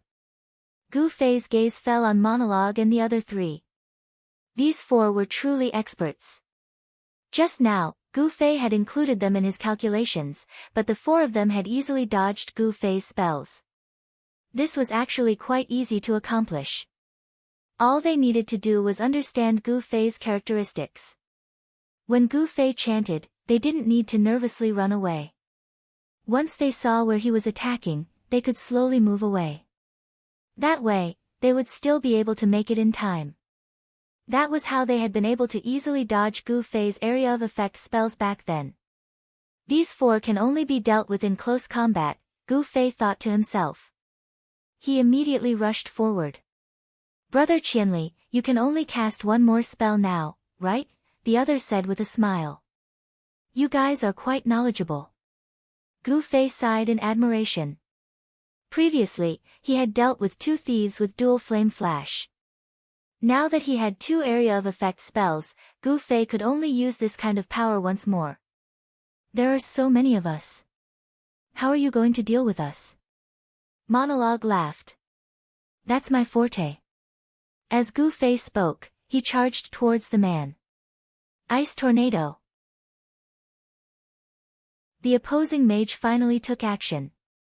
With a wave of his staff, an ice tornado swept out, circling in front of Monologue and sweeping towards Gu Fei. As a priest, Monologue naturally couldn't stand on the front lines. He immediately retreated. The warrior and thief flanked him from the left and right, forming a three-pronged attack on Gu Fei. When the three attacks were about to reach Gu Fei, they appeared to come first and then later. Gu Fei originally wanted to use dual flame flash to kill the two mages and nullify the ice tornado, but his opponents didn't give him the opportunity. It was clear that the Black Hand mercenary group had a deep understanding of Gu Fei. Gu Fei retreated a few steps, but his opponents still hadn't joined forces to advance forward. Gu Fei changed the direction of his sword and suddenly used teleportation. With a whoosh, he appeared in front of the mage. However, the other side seemed to have expected this. They didn't panic in the slightest. Monologue cast a heal on the mage and laughed. Teleport? If that's the case, you won't have any mana left, will you? Gu Fei simply smiled. He slashed out with his sword. He didn't attack the mage, but rather struck his staff. Aya, the mage cried out. He clearly didn't expect Gu Fei to do something like this. Ice Tornado was a spell that could be controlled over time. Originally, he was controlling it to attack Gu Fei, but when Gu Fei flew in front of him and hit his staff instead of attacking anyone else, the ice tornado that was guided by the staff immediately fell to the side and floated towards the warrior who was just fighting with it. Gu Fei turned around and raised his sword again. Lightning, descend. A bolt of lightning instantly struck down. The thief was struck head-on and instantly killed on the spot. Gu Fei gazed at Monologue and smiled. I still have a bit of mana left. He then switched the night streak to his left hand and drew Baptism of Flames with his right. He slashed at the mage. Monologue hurriedly raised his staff to cast a heal, but Gu Fei unexpectedly stabbed him with his sword. Although it didn't deal any damage, it interrupted his heal chant. You still have mana. Can you cast a spell? Gu Fei laughed. At this moment, the mage had already been struck twice. Chapter 237. One of the two attacks was an enchantment, which was in line with Gu Fei's 50% chance to enchant fire spells. Of course, players nowadays weren't so easy to kill. Gu Fei sped up his attacks on the mage while making sure to interrupt Monologue's recover. As for the warrior, his movement speed was slow to begin with. Now that he was hit by the mage's ice tornado, a distance of 2 to 3 meters was more than enough for him to crawl, let alone 5 meters away. Of course, Monologue wasn't that stupid. He was too close, and Gu Fei could interrupt his recover with a single wave of his hand. Recover wasn't a skill that could only be used at close range. Monologue hurriedly retreated a few steps and raised his staff, preparing to cast another spell. Hey! Gu Fei shouted. Monologue saw a blur in front of him, and Gu Fei actually threw the fire baptism in his right hand at him. Monologue hadn't retreated very far when he was struck in the head, interrupting his cast. Gu Fei switched his sword to his right hand and stabbed the mage twice. The pitiful mage could only take a beating from behind after getting close to Gu Fei. He was counting on Monologue's recover, but there was no sign of it. At this moment, Gu Fei's luck was off the charts. The Dark Moonstream sword was a critical hit and an enchantment. In addition, Gu Fei's physical attack power was quite good. After 2 attacks, the mage looked at Solitude under the moonlight with extreme resentment and died just like that. At this moment, the warrior finally slowly closed in 2 meters. He lowered his head and used charge. Gu Fei leapt to the side and swung his sword at Solitude under the moonlight. Without protection, the priest was as pitiful as the mage. Gu Fei hooked his foot and picked up the fire baptism from the ground. He held a sword in one hand and a blade in the other, attacking Monologue regardless of whether or not there was an attack. Even his legs weren't idle. From time to time, he would kick Monologue. It was Monologue's fault for attacking at the wrong time. Gu Fei usually wouldn't be so bold in PvP. He wouldn't waste time on attacks that didn't deal any damage. But right now, he was going to demonstrate Kung Fu to the students. Soliloquy under the moonlight had become the perfect sacrifice, and he was forced to retreat by Gu Fei. On the other side, the warrior was also on the verge of tears. The ice whirlwind effect on his body had yet to be dispelled. Seeing that Gu Fei was getting further and further away from Solitude under the moonlight, the warrior wanted to rush over and help, but his speed was simply too slow. In his heart, he cursed at how many pieces of equipment this mage had used to strengthen his ice whirlwind. The effect actually lasted for so long. It was a pity that Solitude under the moon, a cleric with no combat abilities, was beaten to death by Gu Fei just like that. The most infuriating thing was that Gu Fei even smiled at him before he left. See you in the competition. By the time the attack was over, the warrior had finally dispelled the freezing effect. But the problem was that if Gu Fei didn't need to face the enemy, what could he do with his speed? Gu Fei circled around him and went straight for the students. When the Black Hands Quartet was being bullied by Gu Fei, the people from the small guild didn't come to help at all. Instead, they risked their lives to bully the students. However, after suffering from one of Gu Fei's spells, they were now at a disadvantage in terms of numbers. The students gritted their teeth and fought back. After sacrificing 3 people, they were completely defeated in just a short period of time. I'm coming. Gu Fei shouted and pointed his sword at the sky. 1,000 layers of flames of the fire tree, rise, wheel of fire from the heavens, descend. This time, Gu Fei's chant was as loud as a bell, and his enunciation was clear. When the people from the small guild heard that he was going to cast another spell, they learned their lesson this time. They didn't immediately run away in panic, and they wanted to find the direction that Gu Fei's sword was pointing at. Gu Fei didn't use any tricks and steadily pointed them in a direction. Everyone hurriedly dodged in that direction. Although they heard the conversation between Gu Fei and Soliloquy under the moon, it seemed that he didn't have any mana left, but in the end, he turned around and killed a person with a lightning strike. When he turned around to attack, it seemed that his dual flame flash was also flashing. It had to be known that this was an instant kill of a mage. No one dared to put their lives on the line to bet on whether or not Gu Fei still had mana left. In the end, with this flash, they fell into a trap. Gu Fei had long since used up his mana after that lightning strike. The players from the small guild were only paying attention to how terrifying Gu Fei was, and the students seized the opportunity to bombard them with spells and arrows. Although the power wasn't great, one wave still caused the other side's health to drop severely. The students shouted and swarmed forward. As Gu Fei rushed over, he anxiously shouted, "Aya, leave a few for me. Teacher, watch us." The students still thought that Gu Fei was worried for them, so they shouted bravely and killed even harder.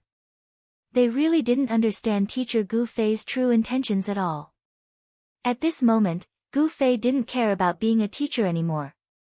He rolled up his sleeves and rushed into the chaotic battle to fight with the students.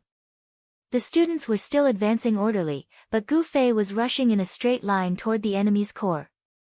Fa was so anxious that he shouted from behind, "Teacher, come out, I'm about to release a spell." "Release it, release it. Release it and I'll dodge again." Gu Fei shouted. So Fa waved his hand and cast Heavenly Fire Wheel. But Gu Fei, who was inside the circle, had no intention of leaving. He continued to attack in all directions, forcing many people to not have time to dodge the Heavenly Fire Wheel. The fire wheel descended. Gu Fei was in the middle of it. The players from the small guild were already at a critical point, and after being hit by this spell, they were instantly wiped out. Gu Fei did a quick count. There were still 7 people left. Fa shouted from behind, "Teacher, why aren't you dodging?" Gu Fei turned around and glanced at him. He couldn't help but say in disdain, "What are you dodging? Do you think you're me?" The students roared with laughter.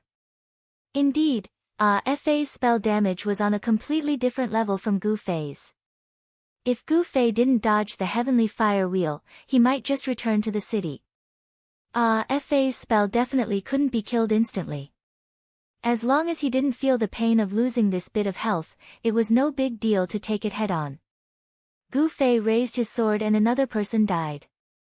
He asked the remaining 6, "What do you think? Let's forget about it." The guild leader of the small guild had already died in the chaotic battle. At this moment, none of the 6 could make a decision. They didn't know what to say. Gu Fei glanced in another direction. The Black Hand mercenary group's warrior was already standing still. He was an expert. His ability to judge the situation was still relatively high. With just a comparison, he knew that his side had no chance of winning. If they continued fighting, they wouldn't be able to complete the mission. If they died, they would even lose a level. "We're just doing a mission. There's no need to be so ruthless. You guys go." Gu Fei waved his hand generously. The 6 of them looked at each other. After exchanging glances with the Black Hand mercenary group's warrior, they didn't know what to say. The 7 of them lowered their heads and retreated together. He turned back to look at the students. They were so excited that their faces were flushed with excitement after winning the battle. They were arguing about how well they performed in the battle just now. "Stop arguing." Gu Fei put his sword back into his pocket. He raised his sword and shouted, "Where's the class monitor? Come out and form a team to return to the city." "The class monitor is dead," the students said. There wasn't a hint of sadness in their tone. They were all gloating. Gu Fei suspected that it was this bunch of brats who pushed the class monitor to the edge. Otherwise, why would they be so happy? After forming the team and counting the number of people, the students also lost 6 people. The luckier ones all died at the hands of the opposing guild. This meant that they only lost 20% of their experience. The opponents were miserable. Most of them died at the hands of Gu Fei, and they all lost levels.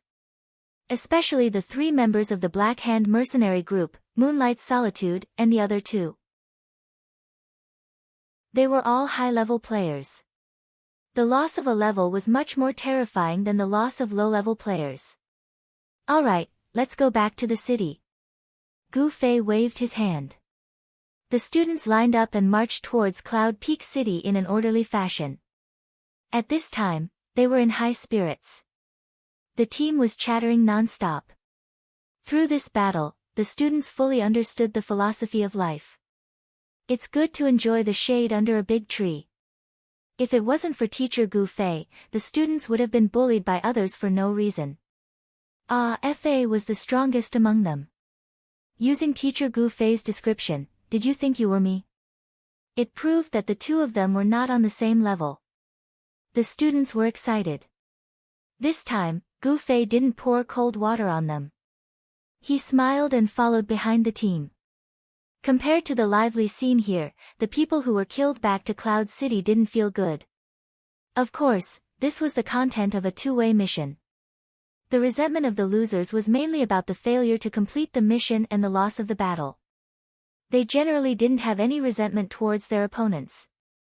However, Moonlight's Solitude and the others from the Black Hand mercenary group were more depressed. They didn't complete the mission for their employer. According to the rules set by the Black Hand mercenary group to establish their image, not only would they return the deposit, but they would also compensate with the full amount. Simply put, although the small guild failed the mission, the Black Hand mercenary group ensured them. At this time, some compensation could be considered as consolation for their wounded hearts. As for the Black Hand mercenary group, they died, lost money, and even more depressing was that their 100% mission completion signboard was destroyed. Of course, they hoped to have a chance to redeem themselves. Therefore, when the leader of the small guild asked Moonlight about the refund and compensation, Moonlight's Solitude couldn't help but ask, "Has the mission already shown that it failed?" Not yet." "Then do you still want to complete it?" "Of course." "Then we'll gather people to help you do it again. The price will be the same as before. How about it?" The small guild, of course, couldn't ask for more and agreed immediately. "Okay. Go to the mercenary building and submit the employment request to our mercenary group. We'll take the system route this time." The people from the small guild hurried to go. Knowing that the mission was a 2-way mission, everyone would choose the system route. Moonlight's Solitude reported in the mercenary channel. As soon as they heard that the opponent had hired the child elite group, many people from the Black Hand mercenary group were interested and signed up to participate in the mission. A team was reorganized in Cloud City. Chapter 238. Solitude went to the north gate of Cloud City to meet up with the other members. At the same time, he sent a faster player to the mercenary building to pick up the quest. High-level mercenary groups, other than the upper limit of the number of people, naturally had many other benefits. For example, in terms of quests, a level 1 mercenary group could only pick up 1 quest, while a level 5 mercenary group could pick up 5 quests at once. Of course, there were no restrictions on the quests that players could pick up in private. In addition, high-level mercenary groups could also set the authority for their members to pick up quests. For example, the player who picked up the quest right now was one of the people who had the authority. At the north gate, when Solitude arrived, he saw that his mercenary group's companions were gathered together and chatting. When he saw Solitude, he immediately went up to greet them, asking them how powerful this drunkard from 1,000 miles was. When this was mentioned, Solitude felt sullen. There were rumors on the internet that Qianli's drunken could insta-kill mages and that his magic attack was so powerful. In the end, when he was dealing with the 4 of them, he only used a teleport that didn't have any attack power, and when he killed a thief with a lightning strike, it highlighted his high magic damage. As for him and the mage, they were actually killed by Gu Fei. But no matter what, the 2 major flaws of Qianli's drunken had been proven. First, he had low mana. Second, he had slow casting time. No matter how you looked at it, these 2 major flaws were fatal to a mage, and they were very, very fatal. However, this guy had actually managed to survive until now, and had even become famous, being known as the strongest person in Cloud City. Everyone felt that their brains were a bit insufficient. Come, everyone, come up with a plan. Solitude gathered everyone to come up with a plan. What's so difficult about it? Slow casting time means easy to dodge. He also has low mana, so of course we'll lure him to cast spells. Once his mana is exhausted, what's the point of his magic damage? Someone said disdainfully. This was indeed a very correct plan. When Solitude and the others were in the valley, they actually came up with this plan.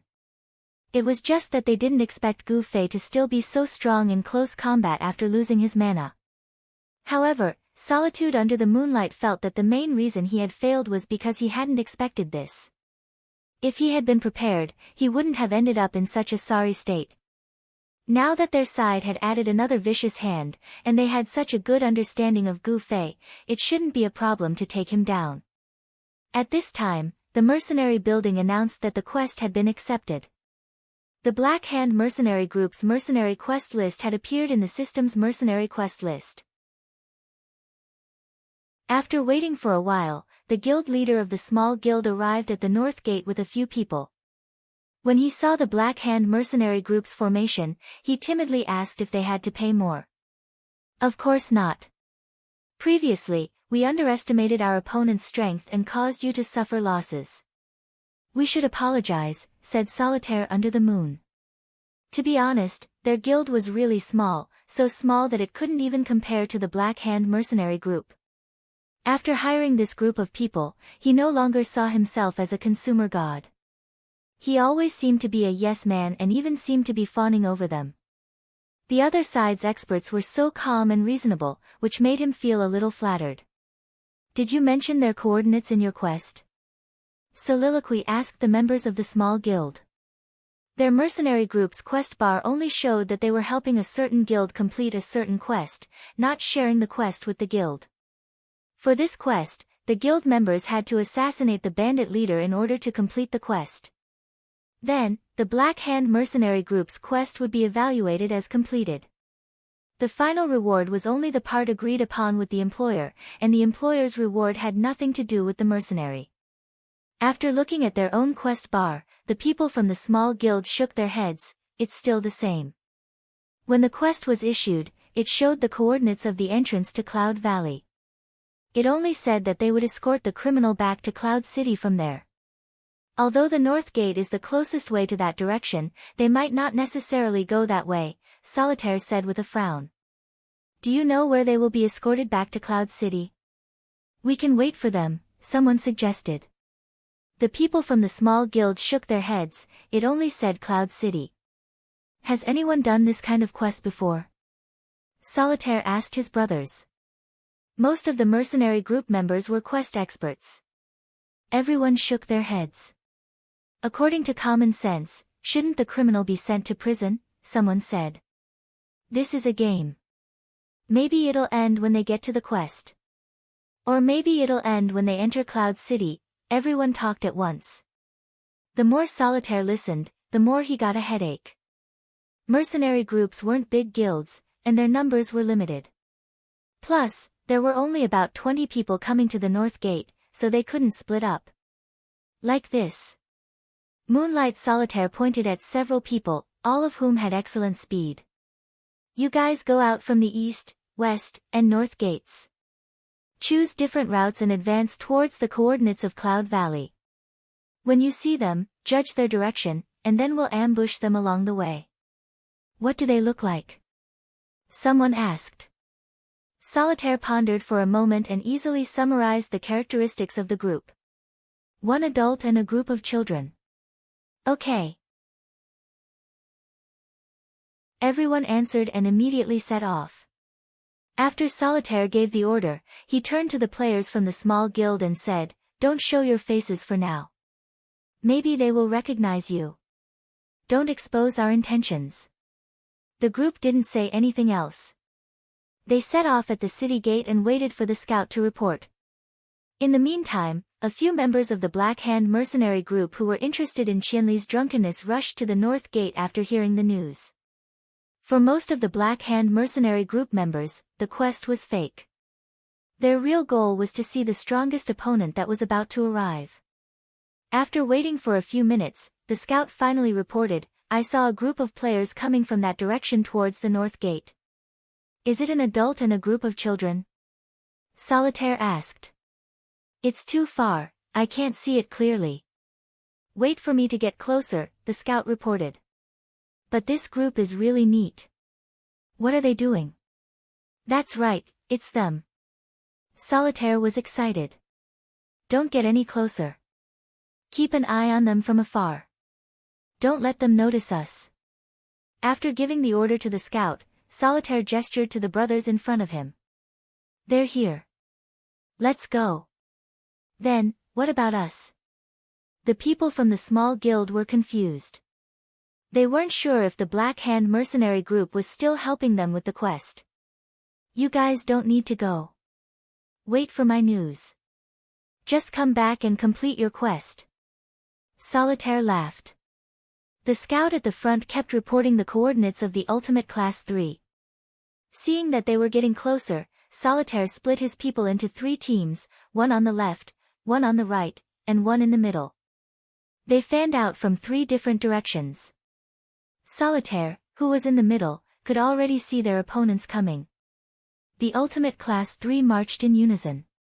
From time to time, they would shout their commands and kick up a cloud of dust. That was the signal that they were coming.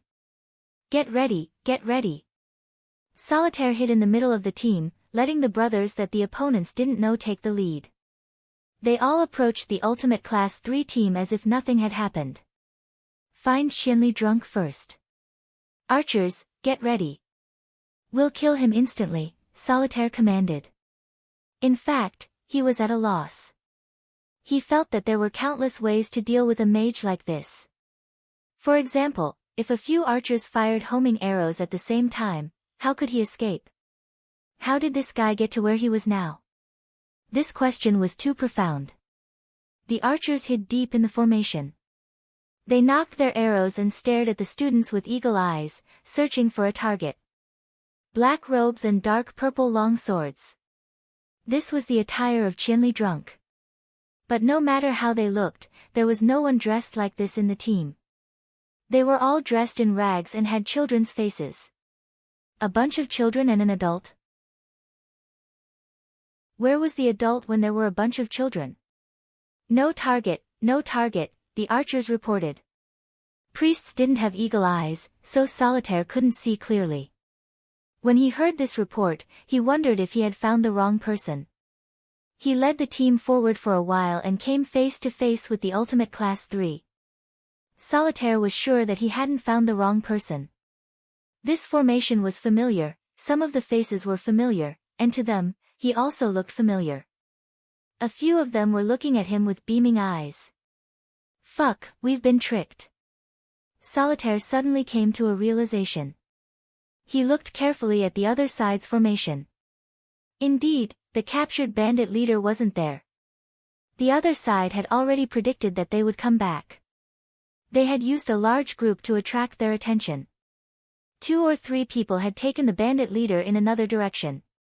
"The target isn't here."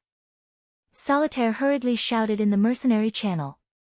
The players who had been in charge of spying had finished their mission and were rushing in this direction. They all wanted to see the glory of this mage being killed instantly. Hurry toward the city gates. Send people to all 4 gates.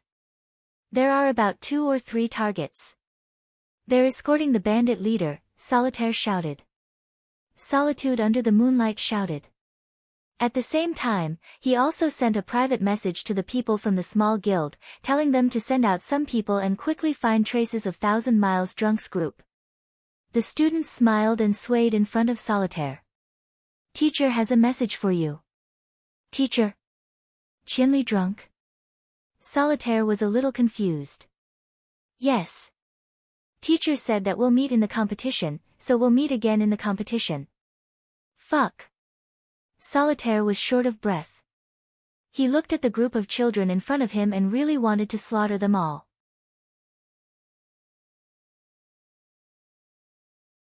Chapter 239. It was Fa who was talking to Monologue under the moon proudly. Kids didn't have the modesty and caution of adults. They were very pleased with themselves, and Monologue was very annoyed. However, Monologue still had to care about their identities.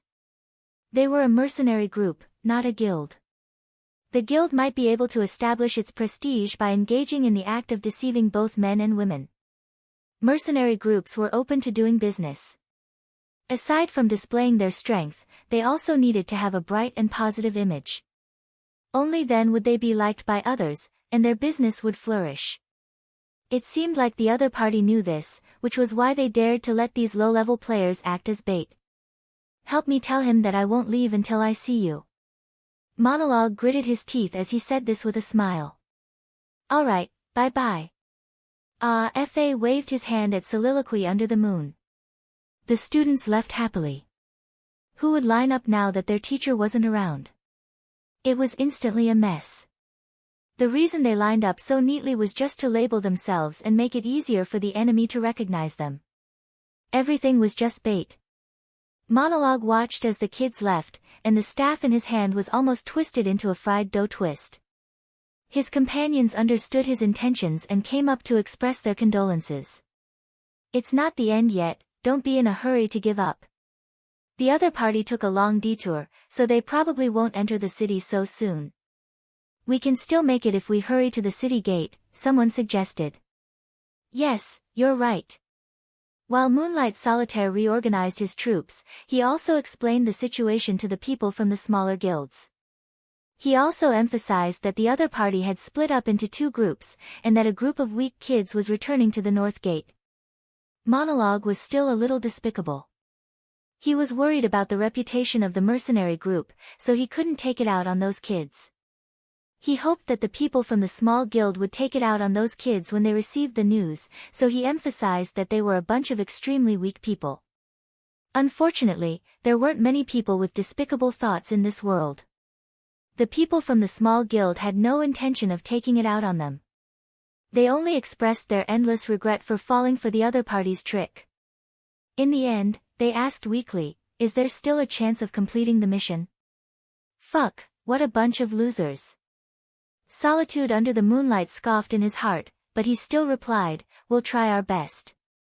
He sent people to rush to several city gates, and at the same time, he called for help from the mercenary group. However, it was the peak period of the game at night. Most of the people in the team were in the middle of a quest. Most of the people who could come had already arrived. This call really didn't get any more people. On the other hand, he didn't manage to clean up Qianli's drunkenness, which caused a wave of discussion in the mercenary group's channel. Is there a situation at North Gate? Did East Gate find anything? Shiman, what about your side? Soliloquy under the moonlight kept calling out. No. No. No. The people who were rushing in 3 different directions responded as they hurried along. Speed was important in war. At this moment, all 3 directions were filled with speed-type classes. Those like Soliloquy, who moved slowly, were left behind. At this moment, Solitary Moonlight was feeling a little apprehensive. Their side only had around 20 people. They had mobilized their speed-type classes and split them into 3 groups. Although half of the 20 or so people on their side were speed-type classes, after splitting them up, there were only 3 or 4 people on each side. They still weren't a match for 1,000 miles drunk. Solitary Moonlight didn't dare to come to a conclusion lightly. Everyone, be careful. Soliloquy could only remind them like this. Don't worry. So many people can't take care of him. Players who hadn't fought against Gu Fei before couldn't imagine how strong Gu Fei was. This was because they could only analyze Gu Fei's strength from the perspective of a normal game. No matter how high his magic damage was, he was still a mage, right? With low mana and a slow cast time, this was a major flaw. This character should be protected in a team, not a solo duel. He's also very good at close combat. Everyone, don't be careless, Soliloquy said with lingering fear. Really?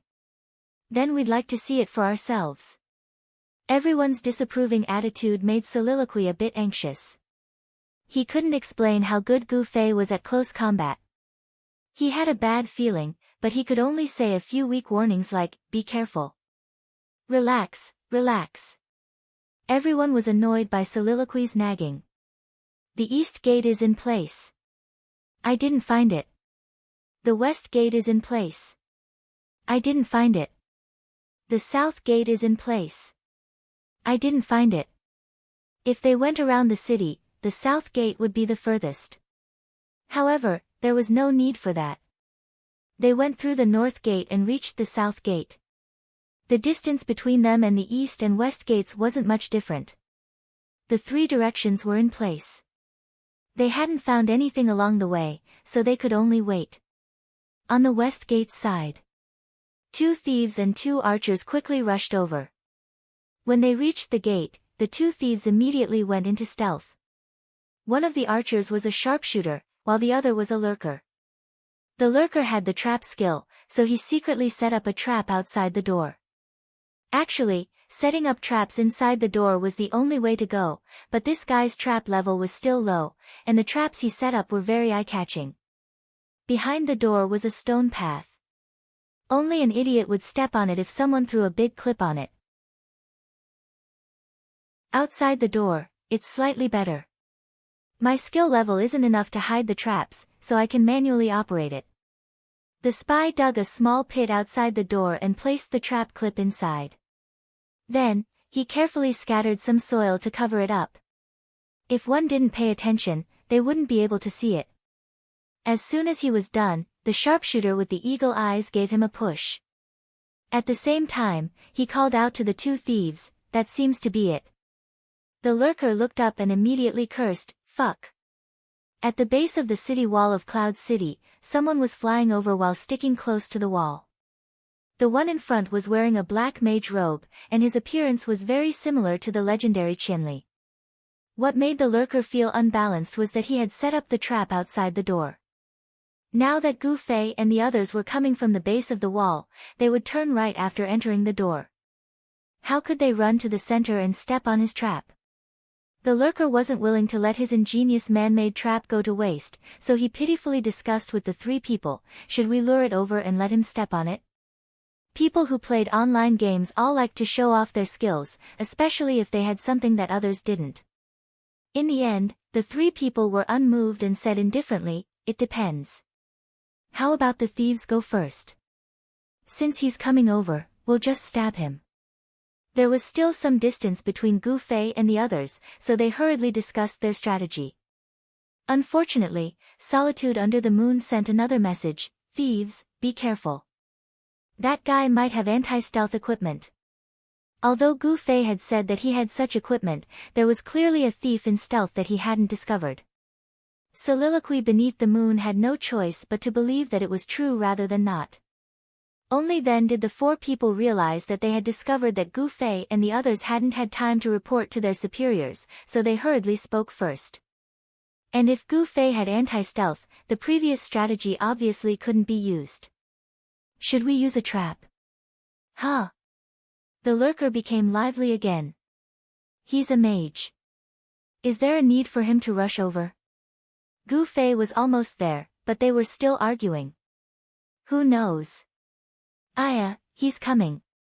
Quick, get into position. Even though Gu Fei had anti-stealth, the two thieves still maintained their stealth. The four of them retreated to the back of the trap, glaring at Gu Fei like tigers watching their prey. Gu Fei ran over from afar and saw that there were people acting suspiciously at the west gate. He guessed that it was very likely that they were the people who were after them. He secretly sighed in his heart. The people behind Gu Fei who were responsible for carrying the bandit leader had changed from the two slow-moving warriors to the thieves. However, their movements weren't much faster. After all, carrying a person was also a burden. If the bandit leader wanted him to walk by himself, he would really walk. He wouldn't run even a single step. When they got closer, Gu Fei also discovered that there weren't only two archers. There were also two thieves in stealth. They were also paying attention to him, so he was even more certain of their intentions. And looking at the eyes of the two archers, they didn't seem to be trying to hide this. Gu Fei smiled and turned to the two students. You guys walk slowly. After saying this, he sprinted forward with all his might. His speed rapidly soared, and he suddenly closed in on the four people by a few meters. Look, he's rushing over. The lurker was extremely excited. Retreat. Don't let him step into the trap. The three people obeyed his order and each took 2 steps back. The two archers knocked their arrows and aimed at Gu Fei, ready to shoot. However, the lurker's mind was in turmoil. He was waiting for Gu Fei to step into the hole in the ground. Whoosh whoosh. The 2 arrows shot out at the same time. However, at the same time, Gu Fei suddenly appeared in front of the 4 people, and the arrow went behind him. Aya, it's teleportation. I forgot. The lurker shouted in annoyance. The 2 thieves hurriedly pincer attacked Gu Fei from the left and right. Dual flame flash. Dodge! Gu Fei roared. This time, he was a bit too close to the 4 people. He was so close that he couldn't swing his sword. But with Gu Fei's skills, how could he be stumped by such a small problem? He flipped his right hand and held his sword in a reverse grip. At the same time, his body began to spin from right to left. A fire dragon shot out from Gu Fei's body. After turning 180 degrees, 4 white lights shone brightly behind Gu Fei.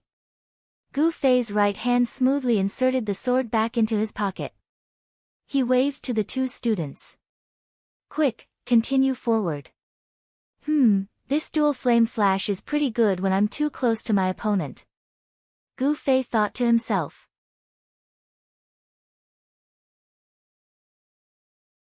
Chapter 240.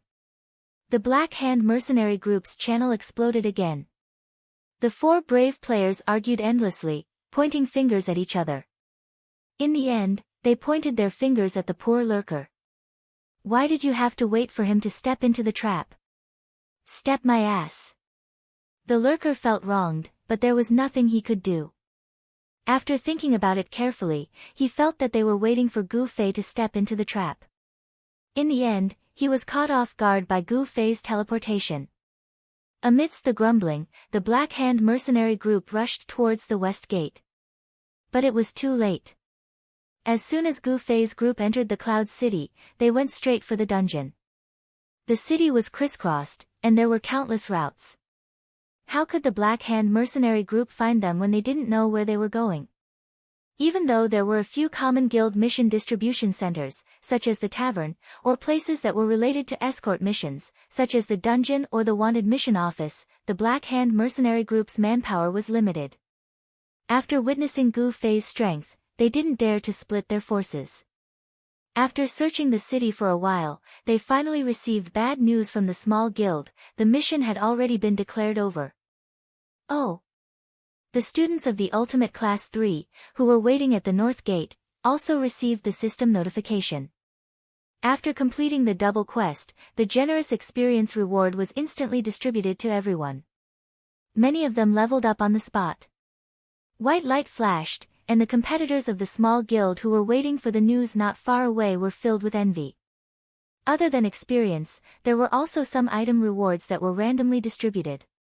Of course, such a large amount of equipment was only given out with blue and white words. But for the students, it was already very valuable. Because the equipment was randomly distributed regardless of your class, the students asked each other and exchanged, causing the people of the small guild to spit again. Solitude under the moon was furious. He returned to the north gate with a black face. Since the quest had failed, their employment quest had also failed. Also, because they took the system route, the system mercilessly added a 1 to the mercenary group ranking in the mercenary building. In addition, the Black Hand mercenary group had set a compensation clause. Not only did Solitude under the moon return the deposit, but they also paid the fees that they had to pay after the quest was completed. In this way, the students completed the mission and gained experience and equipment. Although the small guild's mission had failed, in the end, they had earned a sum of money. Of course, the Black Hand mercenary group was the most depressed. Several of their members had dropped levels and lost money, breaking a record. The mercenary channel was in an uproar at this time, and the leader of the mercenary group, Black Index Finger, also showed great dissatisfaction in his words. As the person in charge of this mission, Solitude under the moon had failed to complete the mission given to him by the organization and caused a lot of losses. He could not absolve himself from the blame. Qianli is drunk. While Solitude was gnashing his teeth, Gu Fei coincidentally brought the two students to the North City Gate. He was preparing to distribute the equipment to the students again. Yo, you're all here. Gu Fei was quite surprised to see Soliloquy under the moonlight and the players from the smaller guilds still crouching there. Now that the mission was over, what other motives did they have? Gu Fei subconsciously prepared for battle. Teacher, teacher. When the students saw that Gu Fei had returned, they all surrounded him, showing off their new equipment. Not bad, not bad. Come, follow me over here. There's more. Gu Fei said as he led the students to the warehouse. Seeing that Soliloquy did not seem to have any intention of making a move, he was quite disappointed. The warehouse was filled with the equipment that Gu Fei had obtained from level 0 to level 40. Some were high, some were low, some were good, and some were bad. Now, he took them all out and threw them on the ground. The students screamed and snatched them like crazy, as if they were celebrating the new year. The other players who wanted to come to the warehouse were dumbfounded. They thought that they were being robbed, and none of them dared to go forward. Don't panic, stand in line first. Gu Fei shouted to stop the students' undisciplined behavior. The students lined up, and Gu Fei pointed out a few people to sort the equipment according to their classes. Then, Fa suggested that those who did not receive any equipment from the mission reward would have priority, and everyone agreed. The students went forward one by one to choose their equipment. Although not all of them were satisfied, they were all in high spirits. Moreover, some of the students were over level 30, and some of the students were newbies who had just entered the game. Gu Fei's pile of equipment was put to good use in the end, which made Gu Fei feel very gratified. Teacher, you're so cool. The students praised sincerely.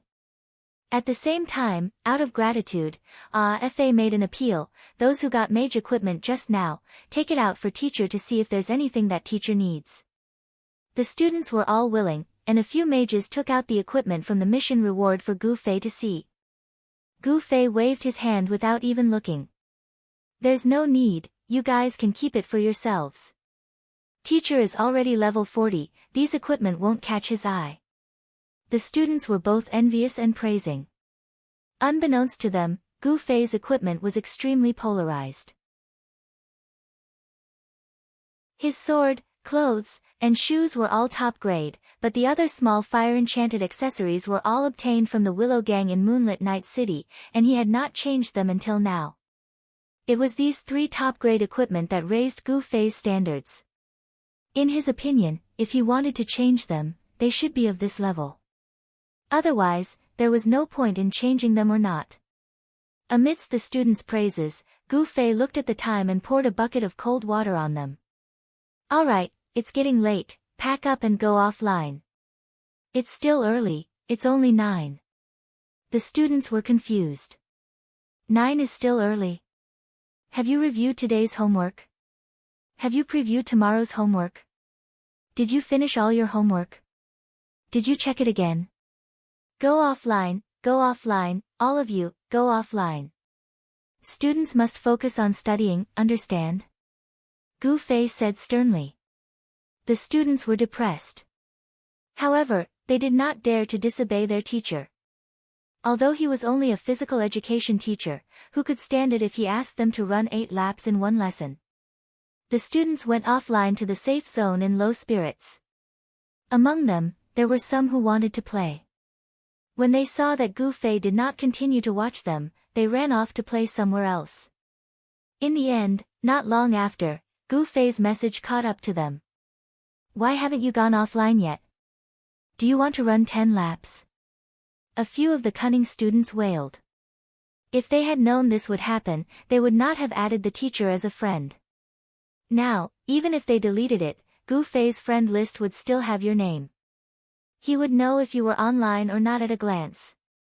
Even if you were invisible, there were ways to update your profile to check if you were online. The monk could run, but the temple could not. The situation had now been reversed. A few students who wanted to play secretly for a while more went offline helplessly. When Gu Fei saw the students' names turn dark one by one, he used the method of updating his profile to check again. He nodded in relief. It seemed that it was a good idea to have a teacher supervise the students in the game to play harmoniously and healthily. Gu Fei thought as he ran to the wanted mission office. At this time, he had more than 10 PK points on him. He needed to wash them before he could recover. On the PK wanted list, there was a guy with 5 PK points. This made Gu Fei very happy. The last time he encountered such a big shot was the guy who went against the current. Although it was a battle between sorcerers, that battle was quite difficult. Gu Fei preferred this kind of difficult challenge. Without hesitation, Gu Fei accepted the mission and immediately rushed to the mission coordinates. From the location, it seemed to be outside the city. In this kind of situation, people would usually be in a party to level up. It would not waste time and they would be protected by a circle of friends. It was the best of both worlds. 4 people doing wanted missions, it was a problem. The average person could not complete this kind of mission. On the other hand, Gu Fei was worried that the target's partner was too loyal and entangled with him. In the end, it would cause Gu Fei's PK points to increase instead of decrease. This kind of situation had happened before. After returning from a wanted mission, it would decrease 1 point and increase 3 points. Most of the time, it was because the target's partner was too loyal and wanted to fight to the death with Gu Fei. At this time, it was useless to think too much. Gu Fei carefully packed his equipment, replenished his HP and mana, and set off in the direction of the coordinates. The coordinates changed every minute, but the displacement was very small. Gu Fei was even more certain that the other party was farming monsters to level up. Out of the city gate, he went all the way south, approaching step by step. Gu Fei estimated the current coordinates and knew the general area of the other party. It was a place Gu Fei had never been to before. Speaking of which, Gu Fei had to farm monsters 20 levels above him to do wanted missions all around Cloud City. Basically, he was the only one who had been to places that others had never been to. Therefore, there was only one possibility for this kind of area that even he had never set foot in, a leveling area that was higher than level 60. Gu Fei was excited. It had been a long time since he met an expert. Nowadays, wanted missions always ran into noobs below level 30. It was as if the level 40 heroes had washed their hands of the game. Who was this hero today? He was actually able to kill monsters that were of a higher level than him. He was truly a man that was rarely seen in Cloud City.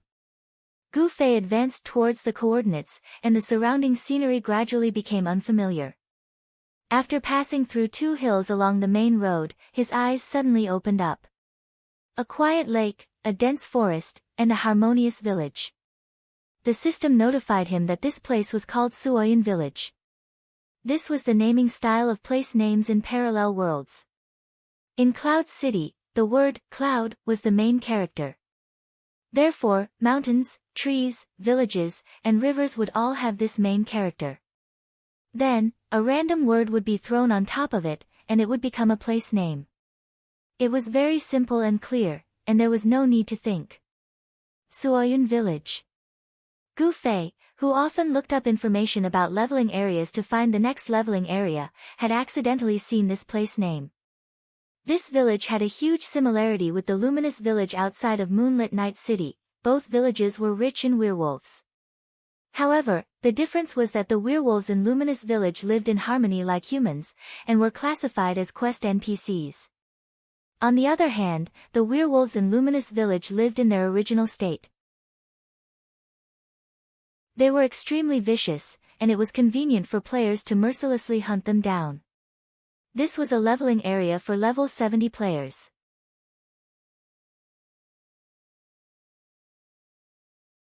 Chapter 241. There was someone who could fight monsters 30 levels higher than him. Was it a team or an individual? If it was an individual, Gu Fei would have to admire him. But then he thought about it. He had fought with all the top players in Cloud City, and he couldn't tell who had the ability to fight monsters 30 levels higher than him. Thin Waist Dance? Drifting? Of course, the two heroes of the 5 rogues were the most likely. And these two were easy to verify. Gu Fei sent a message to each of them. He went straight to the point and asked, "Do you have any PK points?" Heroes were heroes, and their PK points were like their 10th piece of equipment. Both of them answered in unison, yes. Gu Fei was immediately alerted. What time? Drifting answered honestly. Thin Waist Dance was a girl, so she continued to ask, "What do you want?" "Wash my PK points." "I'm afraid I'll get someone I know," Gu Fei replied. "Pfft, I'll kill you if you dare to get me," Thin Waist Dance replied. Gu Fei didn't argue with her. Just in case, he shouted in the mercenary channel. The young master of the Han family was known to be someone who never cared about PK points. Mentioning PK points to him was like giving him a terminal illness. He spat in the channel and went silent. The others all said that they didn't have PK points. The masters didn't ask any more questions because it wasn't the first time Gu Fei asked this question. Ever since the incident where Yutian Shinming mistakenly took Gu Fei would remind them to wash their PK points as soon as possible. Otherwise, if they happened to get the PK points, it would be difficult for them to cooperate with each other. Now that he was sure that this master who was 30 levels higher than him wasn't his friend, Gu Fei walked back to the village full of fighting spirit. In the forest, Gu Fei could vaguely see the shadows of a few werewolves. The parallel world was a game with a magical background, so there were many scary monsters. However, due to the fact that it was a holographic simulation, players would need to be mentally prepared to face all sorts of monsters with their mouths wide open. The designers agreed that they needed to give the players a step-by-step process, so the monsters would gradually evolve from low to high levels into magical monsters. To put it simply, the level of the monsters in the parallel world depended on their appearance. The higher the level, the more powerful they were, and the uglier and more terrifying they looked. In order to come up with this evolution design, they went overboard at the beginning, creating a bunch of cute cats and dogs in the most basic leveling area, which caused a lot of criticism from the players. Werewolves were often the protagonists of horror movies and were ranked at level 70. It could be seen that the designer had put a lot of thought into it. Gu Fei was too far away from the werewolves to attract their attention. Looking at the coordinates again, the other party should be in the village without a doubt. There was a quiet lake in front of the village, and a large wooden bridge spanned across it, bringing people who came from the mountain path into the village. Gu Fei walked on the bridge towards the village, but when he was halfway there, 2 werewolves suddenly appeared out of nowhere and swayed on the bridge. Gu Fei had fought the werewolves once in the church in Moonlit Village outside of Moonlit Night City. Although it was a short fight, Gu Fei was clearly no match for them. If he hadn't fulfilled the quest condition and let the werewolves run away, he would have died under their claws that day. These were all NPCs in the leveling area, so of course they wouldn't run away after getting injured. If they fought like this, even though Gu Fei was 10 levels higher than before, he knew that he was still no match for them. Gu Fei was invincible in the game because of his reaction speed, which were also werewolf strengths. Gu Fei recalled the werewolf's strength and could already make an accurate assessment. If he had the confidence to challenge them, he would have come here to level up a long time ago. Moreover, Gu Fei was only considering a 1v1 situation. There were 2 werewolves blocking the bridge, so there was no need to even think about it. Gu Fei stood on the bridge for a long time, but the 2 beasts didn't seem to have any intention of leaving. Helpless, Gu Fei could only retreat. He couldn't walk on the bridge, so he could only take a detour along the lake shore. That way, he would be able to enter the village. Returning to the other end of the bridge, Gu Fei decided not to take the main path in order to save trouble. He directly jumped from the bridge to the lakeshore below. As soon as he landed, he heard a cry behind him. Gu Fei jumped to the side, and when he turned around, he saw a werewolf jump out from under the bridge, fiercely pouncing towards him. He didn't know how the werewolf had wandered to the bottom of the bridge, but Gu Fei's vision was blocked by the bridge, so he naturally didn't know. At this moment, he jumped down from the side of the bridge and quickly entered the werewolf's attack range. Without hesitation, he attacked Gu Fei. Gu Fei didn't panic. When the werewolf pounced at him again, he quickly chanted a spell and retreated 5 meters. The werewolf's claw once again missed, and it bared its teeth and continued to chase. Gu Fei, who had originally been prepared to run away after opening up this distance, suddenly had an idea when he saw the werewolf's skills. Instead of retreating, he advanced, wielding the night streamer, and met the werewolf head-on with a dual flame flash. The flames burned the werewolf's fur, and it roared even more fiercely. However, its skills were still the same. Gu Fei dodged and counterattacked, but he didn't seem to be at a disadvantage. This werewolf was only slightly faster than him, which was why Gu Fei had stayed behind to fight it out after seeing its skills. But he also found it strange.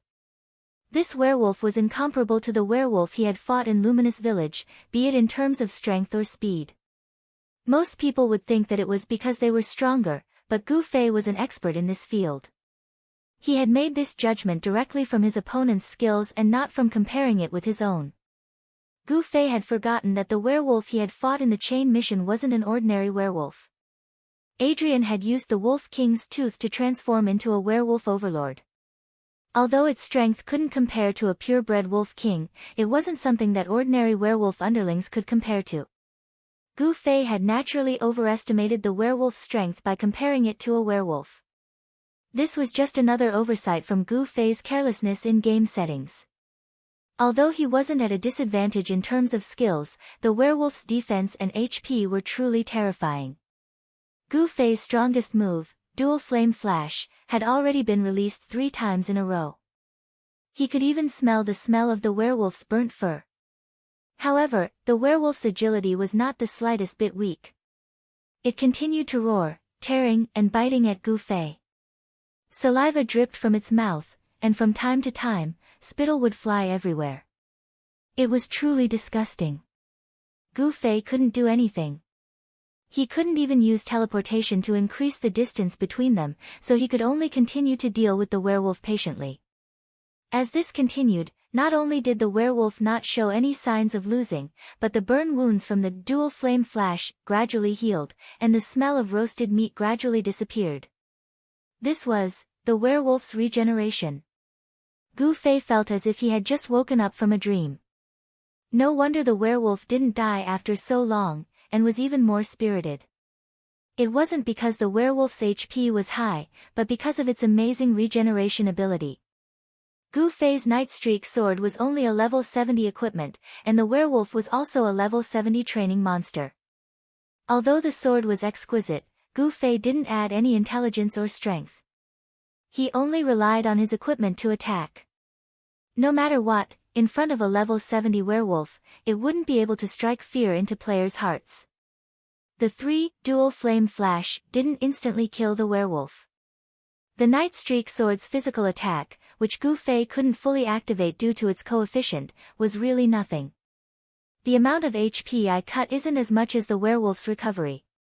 This kind of helpless situation had finally happened to Gu Fei. In this kind of situation, the werewolf couldn't kill it and had no chance to run. If it were anyone else, they could only wait to be killed by the monster. Unfortunately, the werewolf's opponent was Gu Fei. He had completed the Nightlight Village werewolf chain quest, so he just so happened to have a weapon that could restrain werewolves, the Holy Flame Baptism. The Flame Baptism itself was an outdated weapon that wasn't even level 30. Of course, there were higher level weapons like it that had enchantments.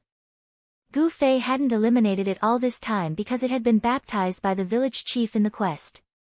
It had become holy and had a special ability to prevent regeneration. This ability was completely useless normally, but it was the werewolf's nemesis. By the time Gu Fei reacted, he quickly put away the Night Streak sword and pulled out the Flame Baptism. The Flame Baptism's attack was even more unsightly than the Night Streak sword. Its physical attack alone wasn't even enough to break through the werewolf's defense. Its attack mainly relied on enchantments. Unexpectedly, the Flame Baptism displayed an irresistible momentum in front of the werewolf. A single slash would immediately leave a wound on the werewolf's body. It looked like a burn, but the burn faintly emitted a silver light, much more resplendent than a wound caused by a fire. The enchantment then ignited a fire on the wound, and the smell of barbecued meat was even stronger than before. The werewolf was clearly in much more pain than when it was attacked by the Night Streak sword. Its cries were even more mournful. Gu Fei didn't hold back at all. One slash after another, and before long, the werewolf fell to the ground. Gu Fei let out a long breath. It turned out that this werewolf wasn't that strong. It was mainly because he didn't know how to kill it. Looking at the werewolf's regeneration speed, even level 70 players would have trouble leveling here if they didn't have a way to counter the werewolf's regeneration. Speaking of which, the EXP wasn't just for show.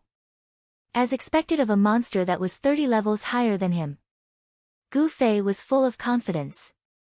After replenishing his life force and magic power, he returned to the bridge and walked resolutely towards the two werewolves at the end of the bridge. In the Parallel Worlds Operations Department, the members of the supervisory team were happily announcing to Yi Xiaowu, Chairman Yi, the guy you've been paying attention to killed a werewolf that was 30 levels higher than him today. From the perspective of the supervisory team, Gu Fei's actions didn't violate any rules. However, this guy had made Yi Xiaowu, the designer, helpless and confused. How interesting.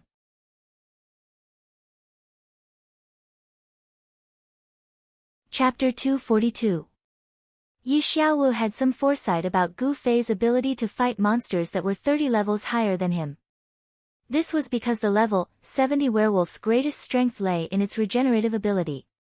Gu Fei had already obtained a weapon that could restrain the regenerative ability in the chain quest. Coupled with the fact that he had put all his points into agility, his speed was not much worse than a level 70 werewolf's. In addition, Gu Fei's skills had already been known to Yi Xiaowu when he was beating up others at level 0. It could be said that Gu Fei was the werewolf's nemesis. Yi Xiaowu was a little surprised that he had waited until today to find trouble with the werewolves. His colleagues in the monitoring group saw that they did not see the classic expression that the player Qinli Drunk brought to Yi Xiaowu, so they all went back to work resentfully. Yi Xiaowu was really helpless. He could only secretly rejoice that this Qinli Drunk did not seem to be a gaming maniac. Otherwise, with the enthusiasm of professional players who played online for more than 10 hours a day, he would be able to beat other players by at least 5 levels. Back to the game.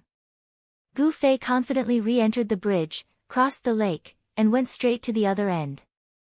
The two werewolves were still foolishly poking at the other end of the bridge.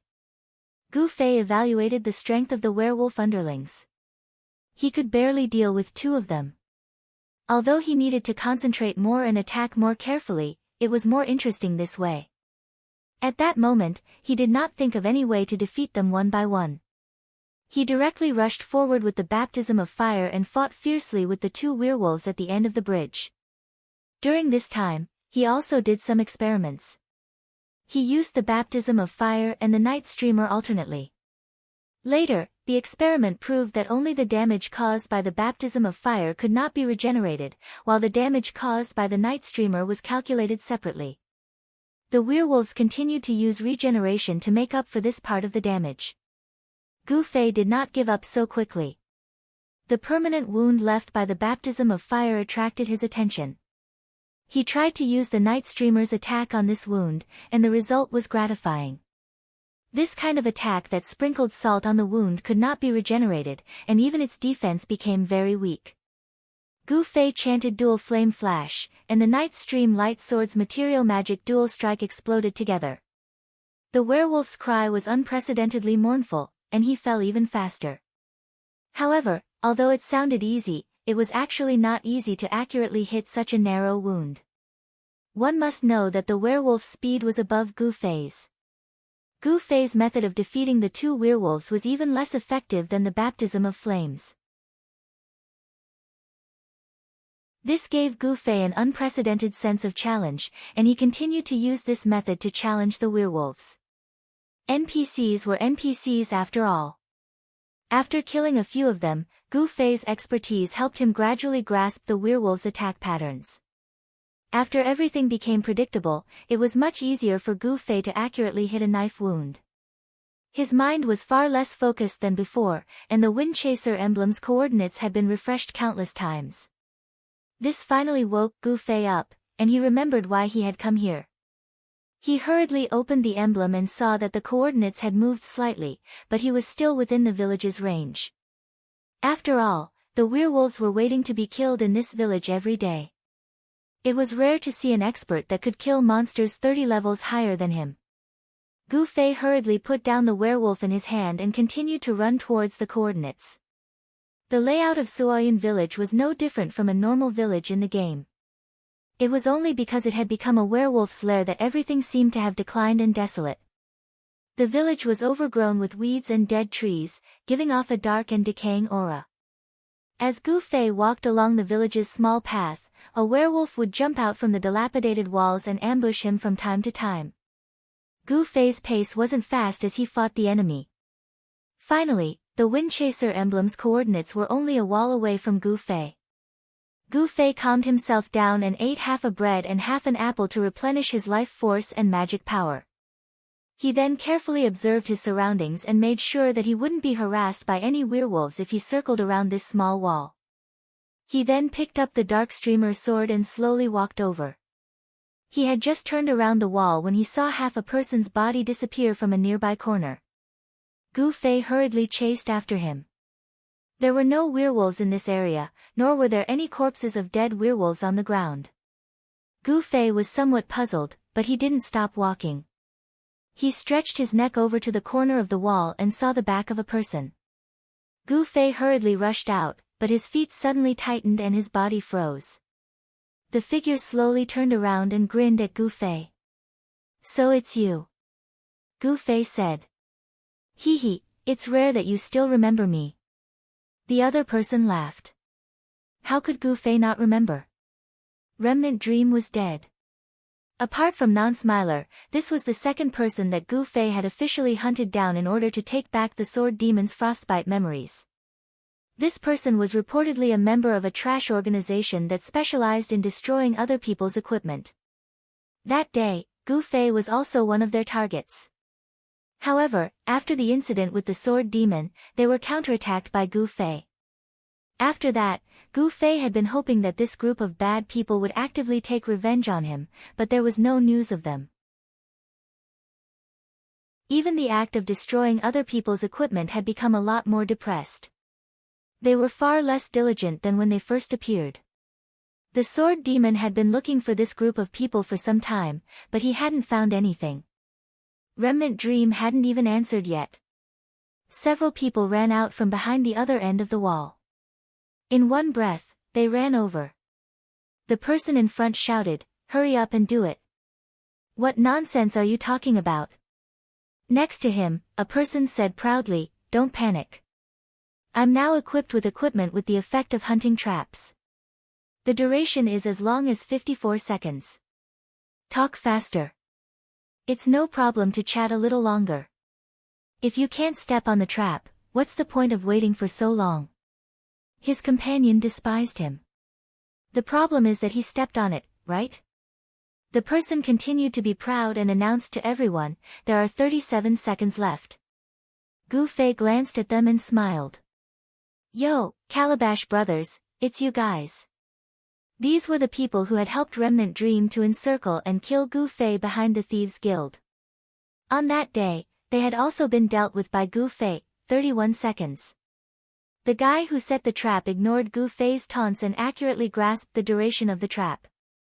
So fierce. Even the werewolves couldn't kill you, but now you're out of ideas. Remnant Dream sneered. Although there were still about 20 seconds left to talk, a long night was fraught with trouble. Remnant Dream's goal was to kill Gu Fei and drop his level. He wanted to drop Gu Fei's equipment. He definitely didn't want to chat with Gu Fei. At this time, Gu Fei had more than 10 PK points on him. If he died, he would directly drop 3 levels. Moreover, PK points were always closely related to the probability of equipment dropping. With Gu Fei's PK points, the equipment he dropped would definitely be very extravagant. It was even possible for him to be naked. Remnant Dream's group, who specialized in killing and robbing people, were naturally quite familiar with this situation. Today's opportunity could be said to be their dream. There was nothing else to say. The hunting trap only restricted the movement of the players. It did not prevent them from attacking. Although Remnant Dream hated Gu Fei for a long time, he also knew that this guy's melee skills were not low. Therefore, he did not rashly move forward. The sorcerer readied an area of effect spell, the warrior readied charge, and the archer readied snipe. All of them were using skills that could not be dodged without moving. Go to hell. Remnant Dream Death grinned. He was just waiting for his brothers to make a move and beat Gu Fei up. Unexpectedly, Gu Fei smiled calmly. He raised his sword and pointed to the other side, saying, "Teleport, move." Ha ha ha, teleport. The person who laid the trap laughed loudly. Although teleport was the most powerful movement skill, just the word, move, meant that this skill would be blocked by the hunting trap. How could it be moved? Who would have thought that Gu Fei had already appeared behind a certain person in a flash, teleporting much faster than the lurker could speak? The person behind him did not react at all. Gu Fei had already placed his sword across his neck and patted him lightly with his other hand, saying, "You're right. If you don't step into the trap, it will be useless." What? Everyone was shocked. They looked towards the corner of the wall. The hunting trap, that had been artificially buried in the ground, had already broken out. However, Gu Fei's movements were normal. Could it be that he had dodged the trap the moment it popped out? What kind of reaction was this? Everyone was shocked. The trap was buried in the ground. This kind of cover was done by the players themselves. It reduced the speed at which the trap popped out. Moreover, Gu Fei's reaction speed was much faster than a normal person's, so he was able to dodge it in an instant. Actually, it was easy to tell whether or not someone was trapped in the trap. At this time, everyone reacted and looked towards Gu Fei's feet. They only saw that the Dark Knight spirit robe that dragged the ground had blocked both of Gu Fei's feet. They couldn't see anything at all. Everyone angrily scolded Gu Fei for being despicable. He clearly didn't fall into the trap but was still acting. Gu Fei laughed, "No matter how despicable I am, I still can't compare to you guys." As he said this, his eyes flashed and he killed the person with the sword at his neck. The others had all fought against Gu Fei before and knew how strong he was. Although they had the advantage in numbers, they didn't have the upper hand. At this time, they all wanted to preserve the seeds of revolution and ran in different directions. Gu Fei flew into the crowd to get rid of this group of people. He didn't think that they wouldn't even fight him and would just run away. Gu Fei didn't know any cloning skills, so he could only raise his hand and use a grenade to kill the one with the lowest HP. The others were left to run, while Gu Fei raised his sword and chased after remnant dreams.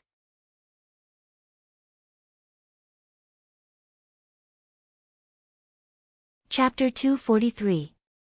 As a thief, Remnant Dream's speed was still very fast after using Quickstep.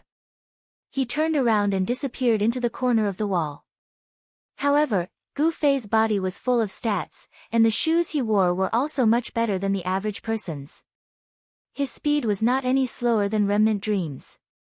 He quickly caught up and stared at Remnant Dream's back. Remnant Dream was very anxious, very anxious. Quickstep wasn't the same as stealth. There was still a cooldown. He relied on this skill to keep a distance from Gu Fei, but Gu Fei's basic speed was obviously based on his stats and equipment. If this continued, he would be the one to lose. In reality, stealth was the best way to avoid being chased. However, according to the information he had, stealth was even more ineffective against Gu Fei. Little did he know that as long as thieves used stealth and stuffed their heads into the ground like ostriches, they would be fine without looking at Gu Fei. However, Remnant Dream didn't know this. When he saw that Gu Fei didn't chase after anyone but him and was extremely fast, he could only cry in his heart. Gu Fei followed closely behind. He knew that catching up was inevitable. However, he thought of a plan for Remnant Dream, stealth and hide among the werewolves. This was what Gu Fei didn't understand. Remnant Dream and the others were very familiar with the terrain of this werewolf village and the habits of the werewolves. Sneak up to the werewolves? That was impossible. According to the system's explanation, werewolves were non-humans. They had a wolf's keen sense of smell and hearing. Even if their range of perception couldn't compare to their vision, they could still see a few meters around them. Stealth? If he couldn't reach the werewolves, they would pounce on him. Another thief in Remnant Dream's group had done this. As a result, not only did Remnant Dream not dare to rely on the werewolves, he also had to hide from them. In the game, the death penalty for being killed by an NPC or by a player was the same. They would lose levels and equipment. Remnant Dream had no good plan and sent messages to his other brothers for help. When Gu Fei was about to go on a killing spree, this group of brothers had tacitly split up. Then, when they saw Gu Fei aiming for Remnant Dream's head, they once again united. At this time, even if Remnant Dream didn't say anything, she would still help him come up with a countermeasure. Although there were many of them, they did not have the courage to gang up on Gu Fei. However, the incident just now gave them some hints. In a certain empty space in the village, several people each chose a position to stand in, and they had already prepared a path of retreat. They were prepared to use long-range attacks. If they failed, they would find a way to retreat.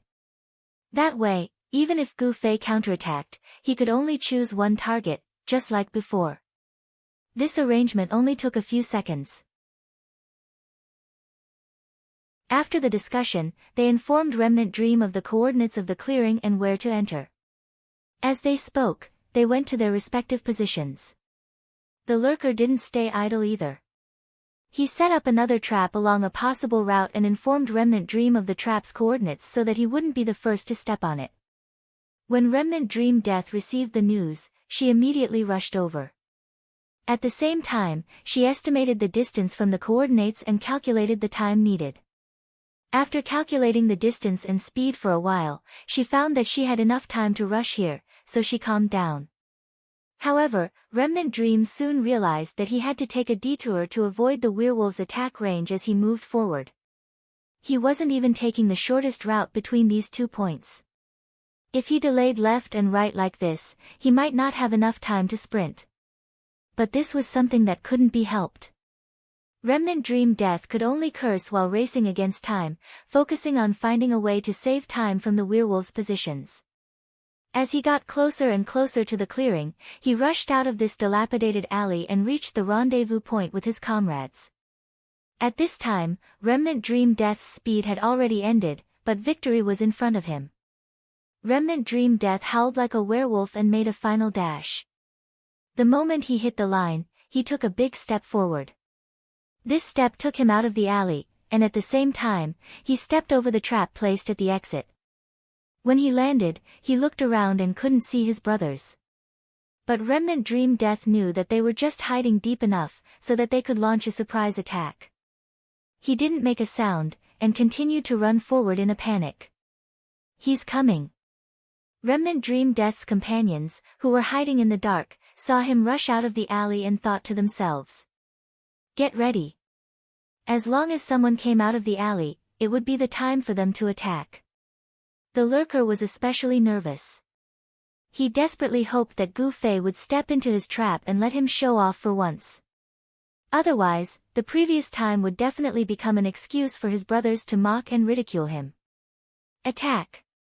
A person suddenly sprang out of the alley with incomparable speed. Everyone's nerves that had been tense for a long time were like a loosened bowstring, and all kinds of attack methods were accurately released in the first instance. The mage's area of effect spells, the archer's shots, and even the warriors and thieves used the throwing method to throw things that could cause damage. Everyone was already prepared that one wave of attack wouldn't be enough to kill Gu Fei. After the first attack was released, the second attack was released smoothly. In the end, ah! The scream did not come from the alley entrance, and the cry was so familiar. Everyone turned to look at the source of the sound. The one who screamed was Remnant Dream Death, and in front of him, pointing a sword at him, was Gu Fei. What's going on? Everyone was stunned, and then looked back at the alley entrance. The fire that the mages lit up was still burning, and the attacks of the archers and warriors did not miss. At this time, a group of werewolves squeezed out of the alley entrance. What's going on? Everyone began to scream. And at this time, the system's rascality was fully exposed. Even an expert like Gu Fei would not be able to instantly determine where the attack came from when he was suddenly attacked from so many points, but the system just happened to know. It didn't even have the time to search. The werewolf that was hit by the arrow did not hesitate to rush towards the archer's hiding place. The werewolf that was hit by the warrior also rushed towards the corner where he was crouching. The most miserable was the mage. He did not know how many more werewolves were squeezed in the alley behind him, but they were all hit by his area of effect spells. They rushed towards him, one after another. The mage was instantly petrified, and he did not even have the courage to escape. The brother who made the trap was not having it easy either. On one hand, he attacked as an archer, and on the other hand, his trap also set up a trap for the werewolves. But his mere level 40 trap against a level 70 werewolf, when the trap bounced out, it was trampled to pieces by the werewolves. Even so, it was still considered an attack by him, and the consequences were very serious. Even Gu Fei was a little surprised by this scene. He did not know that Remnant Dream had set up another trap in the process of escaping. His teleportation had already finished its cooldown, but because Remnant Dream was more than 5 meters away from him, he could not catch up even if he used it, so he did not use it. He was waiting for Remnant Dream's swift movement to disappear, and he was within 5 meters of him, then he would surprise him with another teleportation. When Remnant Dream rushed out of the alley and into the open space, he had already lost his swift movement. The distance between the two was already closing, and because he wanted to lure Gu Fei out, he purposely slowed down after exiting the alley, wanting to give Gu Fei some hope. So Gu Fei teleported in front of him. As for the large number of werewolves, Gu Fei did not want to see them either. It was a pity that he was only good at fighting, but his gaming knowledge was low. For example, the attack range of the werewolves, Remnant Dream knew, but Gu Fei did not know. If this werewolf was stupid and did not move, then Gu Fei could have avoided his steps, but this werewolf was lively and active, and it had nothing to do. Remnant Dream avoided the werewolf's aggro range, but Gu Fei attracted a bunch of werewolves over.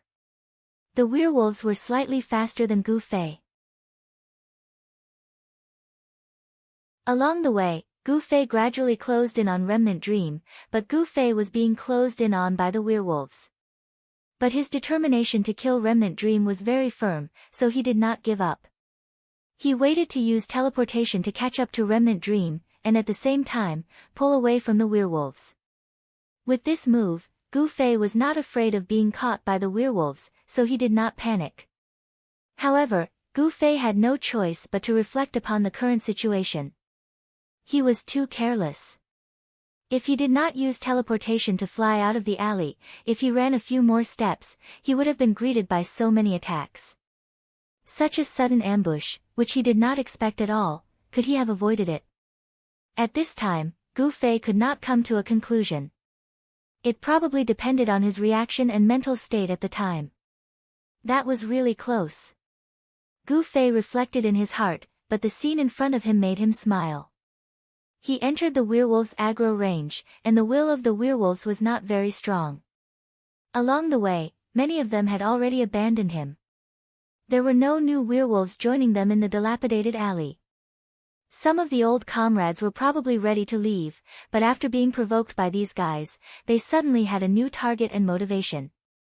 The small empty space instantly became a werewolf crime scene. Many guys that even Gu Fei did not know were jumped out one by one under the pursuit of the werewolves. The scene was full of crying and tears. The mage was the most miserable. He was surrounded by several werewolves, and in the end, he made up his mind and smashed a spell on his head, killing himself. The werewolves were tearing and biting, who knew if there would be a full corpse after death? The other guys did not have a good ending either. These people obviously did not have the strength to challenge the werewolves, and they were not as fast. They wanted to run, but they were caught in a few steps. A thief ran very fast after using quickness, but he did not pay attention to the back and did not pay attention to the front. He attracted the attention of several werewolves, and just like that, he led a few werewolves further and further away. When the effect of quickness disappeared, in a short while, Remnant Dream's brothers were all killed by the werewolves. He and Gu Fei were now outside of the werewolves' aggro range, so they were very safe. Remnant Dream had no more thoughts this time, and only waited for Gu Fei to give him a quick death. Gu Fei sighed and said, "Forget it, I'll let you go." Remnant Dream's eyes widened, and he heard Gu Fei say, "Go with your brothers." As he said that, he kicked Remnant Dream, causing him to lose his balance and fall into the arms of a werewolf.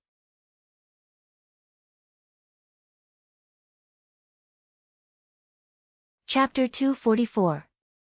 The parallel world was a very harmonious world. Although the werewolf's appearance was made to look fierce and tyrannical, and its attack method was very beastly, the visual effect after the attack was still very peaceful. Remnant Dream, who was tightly held in the werewolf's arms, was not bitten to pieces by the werewolf. After 2 bites, the werewolf had already sent him to death. The white light before death was even more dazzling than usual. Remnant Dream had been killed. The probability of equipment dropping, apart from having PK points and not having PK points, was a very big threshold.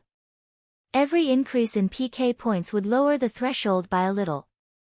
Remnant Dream had 5 PK points, which was not low. It was very understandable that he had been killed. Before Remnant Dream died, he had already heard the whoosh whoosh sound of equipment dropping. They were in this business, after all, so they were sensitive and familiar with this sound. Remnant Dream, who was resurrected in the Thieves' Guild, immediately began to look around himself.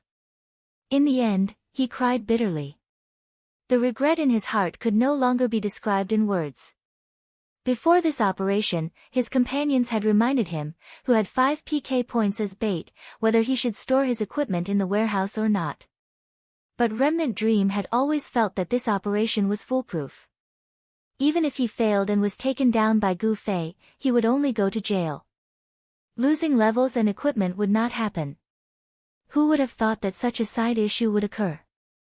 In the end, Gu Fei used him to kill him. The 3 pieces of equipment that Remnant Dream had dropped lay quietly on the ground. After all, the PK points were only 5 points, and the drops were not very spectacular. However, losing levels and equipment was a very satisfying punishment. Gu Fei hurriedly sent a message to Sword Demon to report the good news. The usually calm Sword Demon immediately became excited when he heard the news. "I'll go to the resurrection point right away," Gu Fei silently prayed for Remnant Dream in his heart. Because he knew that Sword Demon's perseverance and willpower were not inferior to his, and he was even more terrifying than Gu Fei in the game. At least if Gu Fei killed people until they went offline, he would not waste time here. But for a guy like Sword Demon who treated the game as a job every day, going offline? He could very well be lurking in the resurrection point waiting for you for the whole day. This was known as the corpse guarding spell in the World of Warcraft. Now that there were no corpses to guard, those who had the willpower would guard the resurrection point. What made Gu Fei feel even more regretful was that Remnant Dream would not be able to escape this time. Gu Fei's wanted mission was still hanging. The coordinates refreshed every minute. Gu Fei diligently reported to the Sword Demon while waiting for the werewolves to disperse. He hadn't even picked up the 3 pieces of equipment on the ground. Since it had already dropped, it would be a pity if he didn't pick it up and let the system farm it. Gu Fei still didn't know the range of the werewolf's aggro, so he could only stay as far away as possible. If it was just 1 or 2, he would have killed them. However, there were too many werewolves here, so Gu Fei could only patiently watch them from the side. After a few minutes, some of the werewolves gradually moved away, and there were only 2 werewolves left in the bustling open space. Gu Fei rushed up with his sword and began a hand-to-hand fight with the 2 werewolves.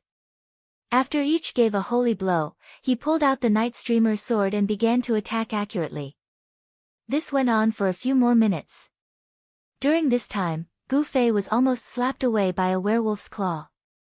Fortunately, he dodged fast enough and only lost half of his HP. Facing 2 werewolves and using such a high difficulty attack was indeed too difficult, but Gu Fei stubbornly persevered. When the second werewolf was knocked down, there was another crash, and the werewolf also dropped its equipment. Today's luck was really good. Gu Fei was surprised. In the process of players leveling up, they discovered a serious fact: the higher the level of the monster, the lower the chance of equipment dropping.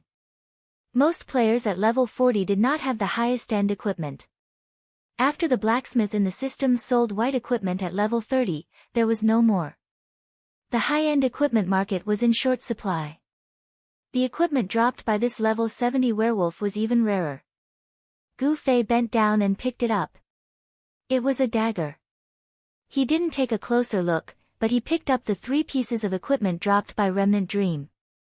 It was another dagger, and finally, it wasn't a dagger anymore. Remnant Dream even dropped a small ring.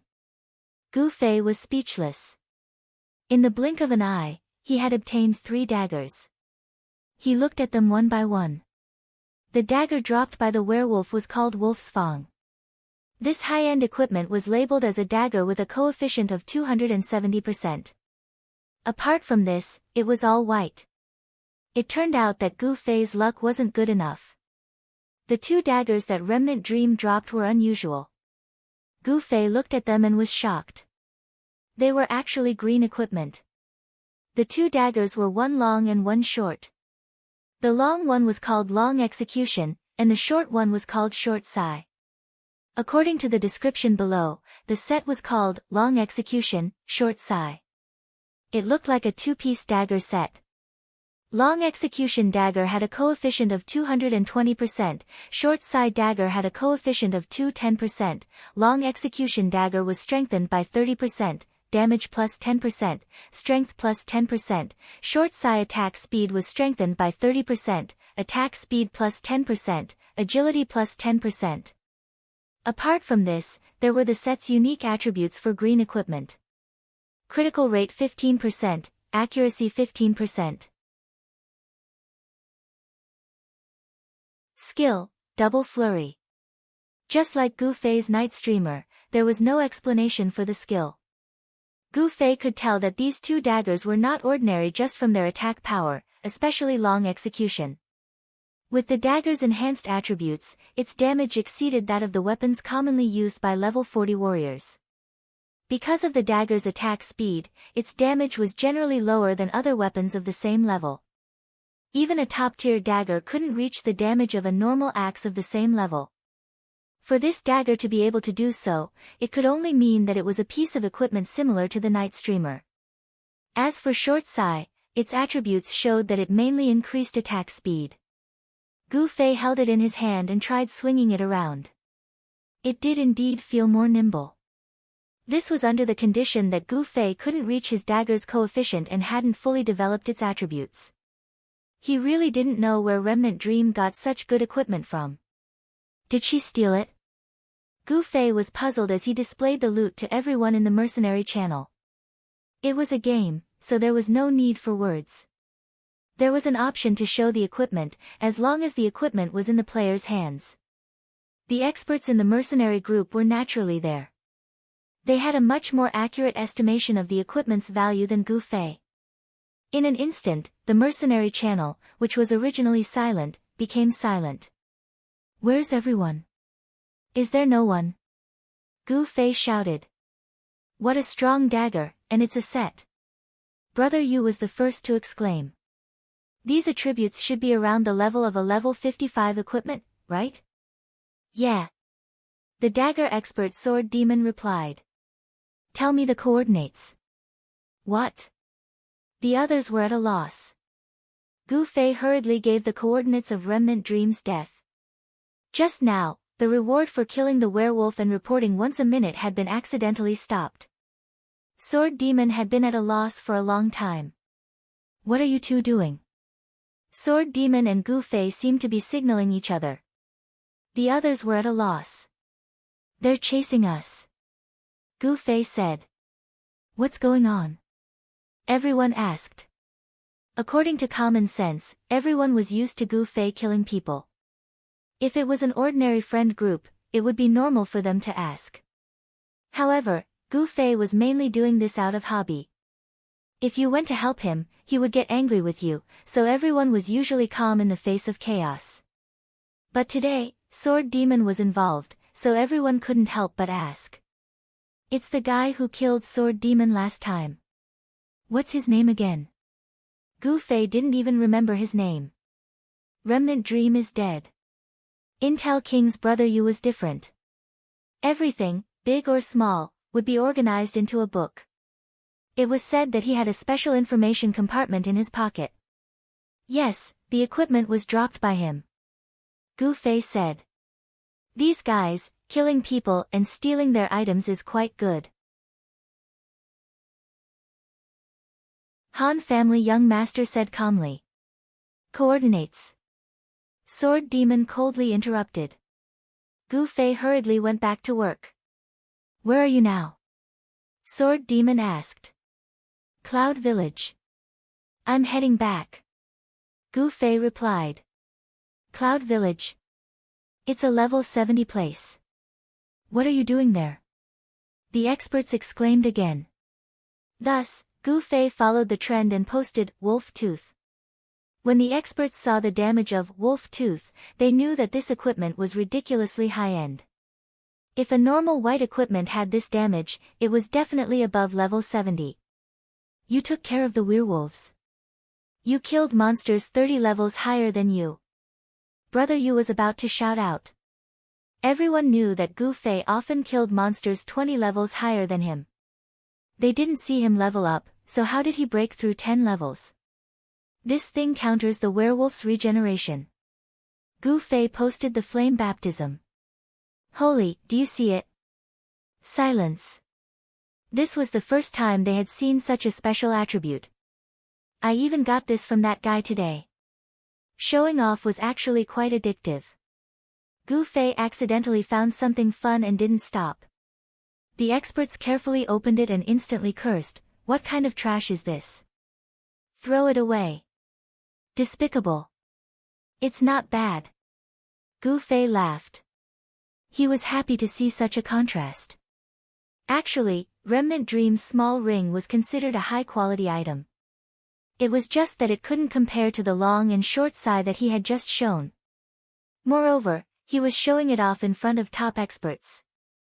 It was just a slightly better item. Showing off like this. The experts felt as if they had been insulted. Coordinates. Sword Demon always interrupted when the atmosphere was a bit high. Before Gu Fei could answer, the sword ghost suddenly said, Oh, there's no need. I've already seen him. Under the south gate of Cloud City, Remnant Dream had an anxious expression as if he was waiting for someone. Long and short sigh dropped. Damn, isn't that too bad? His friend sighed for him in private chat. How depressing. He even dropped two at the same time. Where are you now? Be careful that he finds you again. His friend said. I've accepted his bounty. His coordinates are still far away. Remnant Dream said without hesitation. You accepted him and he accepted you. He also knows where you are. His friend reminded. Ah. Remnant Dream realized that he really was a bit retarded.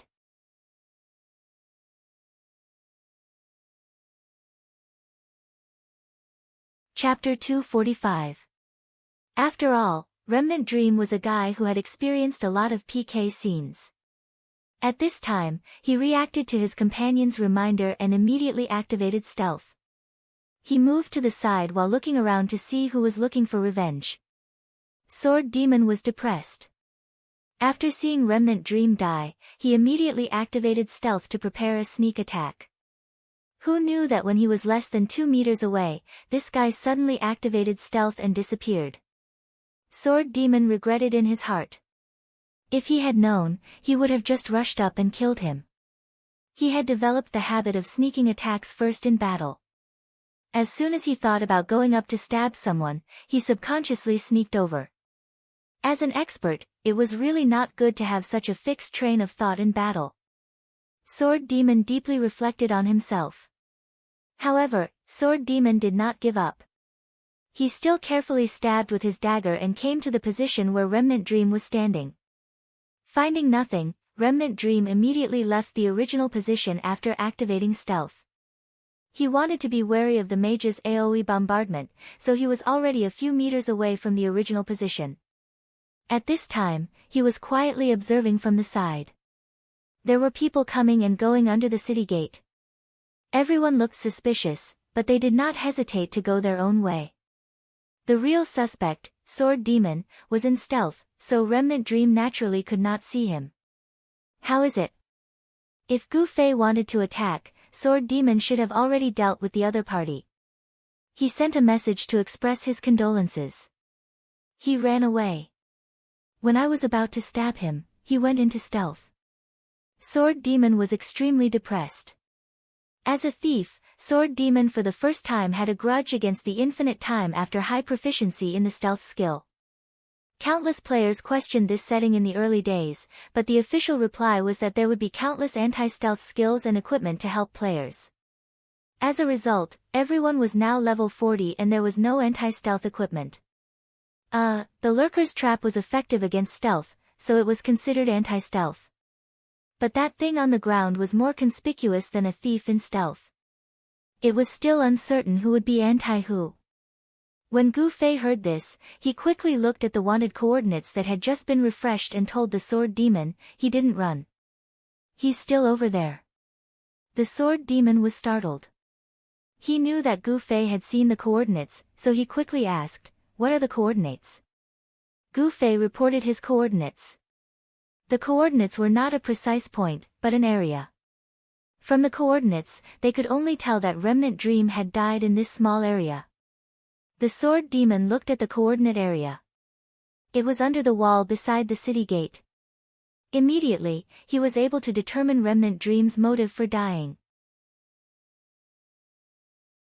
This guy must have suddenly realized that he might be attacked, so he hid to the side after going into stealth. This guy was really lucky. His dagger was not far away from him, but he actually managed to escape from death's door. Sword Demon was confident that Remnant Dream hadn't discovered him. From the moment he saw Remnant Dream die, he had been in a standard position behind him. He stared closely at Remnant Dream and didn't see him turn around.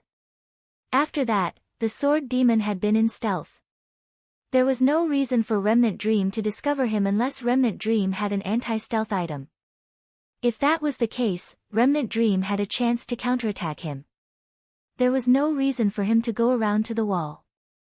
That was undoubtedly a good position to observe the passers-by under the city gate. After confirming that Remnant Dream hadn't discovered him, the sword demon held frostbite memories tightly and continued to carefully avoid the passers-by around him as he walked towards the wall. The stealth skill would reveal its true form if it came into contact with other players or NPCs. In fact, it was also within the scope of skill interruption. There were different ways to interrupt a skill in the parallel world. Some skills could only be interrupted at the start of a skill's activation, such as a mage's long-range spell or an archer's shot. After they launched their attack, they would attack the target, and it wouldn't affect the skill as a whole. Of course, because of the different nature of the skills of the two professions, there would be some subdivisions. For example, if the attack killed the target, the spell that the mage had released would lose its attack power due to the lack of the mage's mana support and control. However, it was different for an archer. The arrow that flew out would still maintain its original damage even after the archer died. Even the homing arrow, which seemed to be an attack with mana, would continue to pursue the target to avenge its master until the skill time was up. In addition to this kind of long-range skill, some skills of the melee professions could be interrupted by controlling the movement of the target because it was done personally. Take the warrior's whirlwind slash as an example. During the whirlwind, he accidentally cut down a big tree. As a result, the tree didn't break and blocked the sword. The warrior's whirlwind slash couldn't continue spinning and was naturally interrupted by the big tree. However, because the melee skill was done personally, it had another characteristic: it could interrupt itself. This was called skill cancellation by the players. It was a technique that needed to be mastered when combining melee skills. As for archers and mages, they didn't have skill cancellation. It was impossible to take back the spell that was released and the arrow that was shot. In short, because of the different characteristics of the skills, the interruption rules were different. It wasn't completely divided by the profession, but mainly by the characteristics of the skill. Take stealth for example. This was a non-combat skill, but it could also be interrupted. Moreover, it was extremely easy to interrupt. It could be interrupted with a touch, and there wasn't even a need to attack. At this time, the sword demon had already stepped into the coordinates where Remnant Dream was. He began to slowly move around with frostbite memories in front of him, behind him, and to the left and right. He was ready to pounce and push down the moment he discovered him. At this time, Remnant Dream didn't know that the sword demon was already waving his dagger in front of him. After carefully observing the various people under the lower city gate, Remnant Dream didn't find any suspicious people. In his heart, he felt that he might have been a little too nervous. Even so, he didn't think about canceling stealth. After all, it was better to be safe than sorry. If his friends came over, he could contact them privately. He wasn't afraid that he wouldn't be able to find them. Moreover, Remnant Dream didn't just stand there stupidly. He knew that if Gu Fei wanted to deal with him, he would definitely refresh his coordinates at any time. At that time, even if the other party saw that there was no one at the coordinates, they would think that he was in stealth. A mage could carpet bomb him, and he would have to reveal his true form. Therefore, Remnant Dream would change his position every time. In short, he would move around in a large circle. This guy's luck was really good. When he moved, he only brushed past the tip of the sword demon's dagger by a centimeter. There was a real danger of being discovered if he shivered. After changing positions, the sword demon still didn't know. He continued to touch like a blind man crossing a river until Gu Fei sent the latest coordinates again. This guy. The sword demon cursed and continued to touch in another direction. Fortunately, no one could see him while he was in stealth. Otherwise, his strange appearance of a blind man touching an elephant would really make him a laughing stock. Remnant Dream was already extremely careful. He kept moving around, trying to use the constantly changing coordinates to confuse Gu Fei's vision and hearing. Thinking about how Gu Fei's coordinates would change every time he refreshed, but he always circled in a small area. However, because he was in stealth, he couldn't find him. He didn't know what kind of expression he would have. Remnant Dream couldn't help but laugh out loud. At the same time, he suddenly realized a problem. The wanted mission coordinates only refreshed every 5 minutes. Why was he so diligent in changing positions? How many times had he changed positions? He probably didn't even know. He was busy for nothing. At the same time, he also thought that after tossing around for so long, even if the other party was nearby, they should be tired of not being able to find him, right? He hadn't found any suspicious people. It wasn't that Remnant Dream didn't think that there was a thief sneaking around him. His judgment was still accurate, but unfortunately, there were 2 things he didn't know. First, Gu Fei, who had the Windchaser emblem, didn't refresh every 5 minutes, but every minute.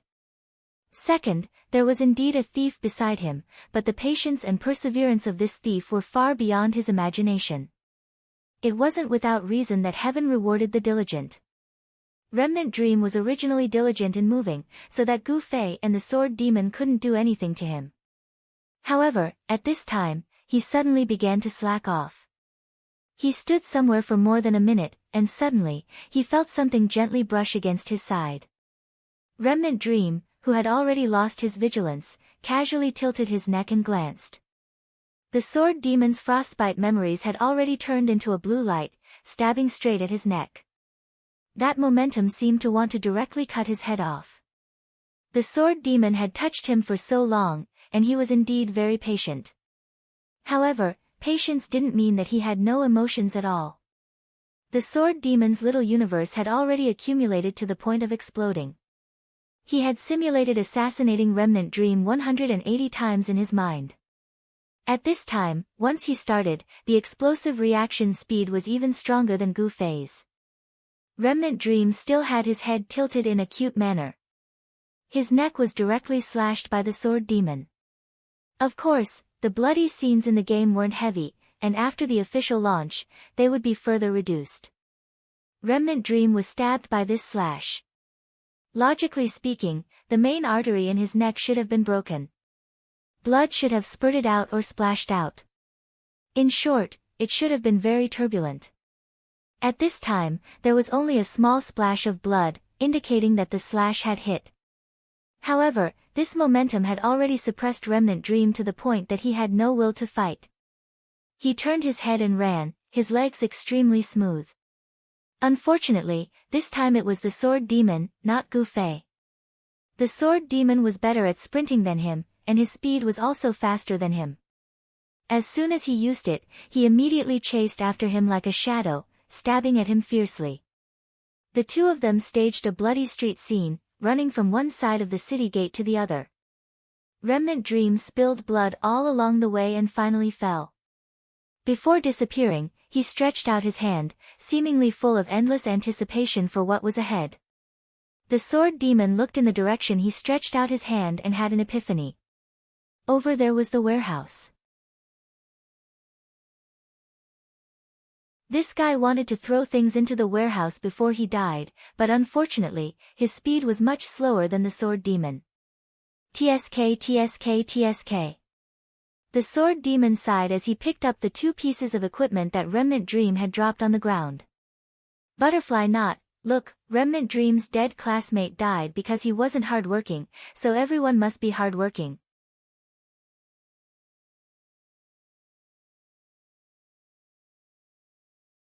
Chapter 246. There would always be gloomy times in life. For Remnant Dream, today was very gloomy, very gloomy. Back then, Remnant Dream had been bullied by Gu Fei at the resurrection point and chased all over the streets. Remnant Dream had thought that she was already very unlucky. However, compared to today, she was too embarrassed to talk about those trivial losses. Because of the PK points, Remnant Dream, who was level 40, had now fallen to level 36. At this level, Remnant Dream's loss of 1 level was greater than the loss of all his previous levels. Because of the PK points, Remnant Dream had already dropped a total of 5 pieces of equipment. Among them, Long Death and Short Sigh was an extraordinary item. Remnant Dream had never used it before, and it had dropped just like that. The other 3 weren't as precious, but added together, they were worth hundreds of gold coins. Still, because of the PK points, the gloominess didn't seem to end there. As long as he didn't go offline, Gu Fei would know where he was at any time and could chase after him at any time. And even if he went offline, Remnant Dream thought of the thief just now. That guy couldn't have been touching him all this time, right? Such perseverance made Remnant Dream feel terrified. He realized that going offline was equivalent to exposing his position.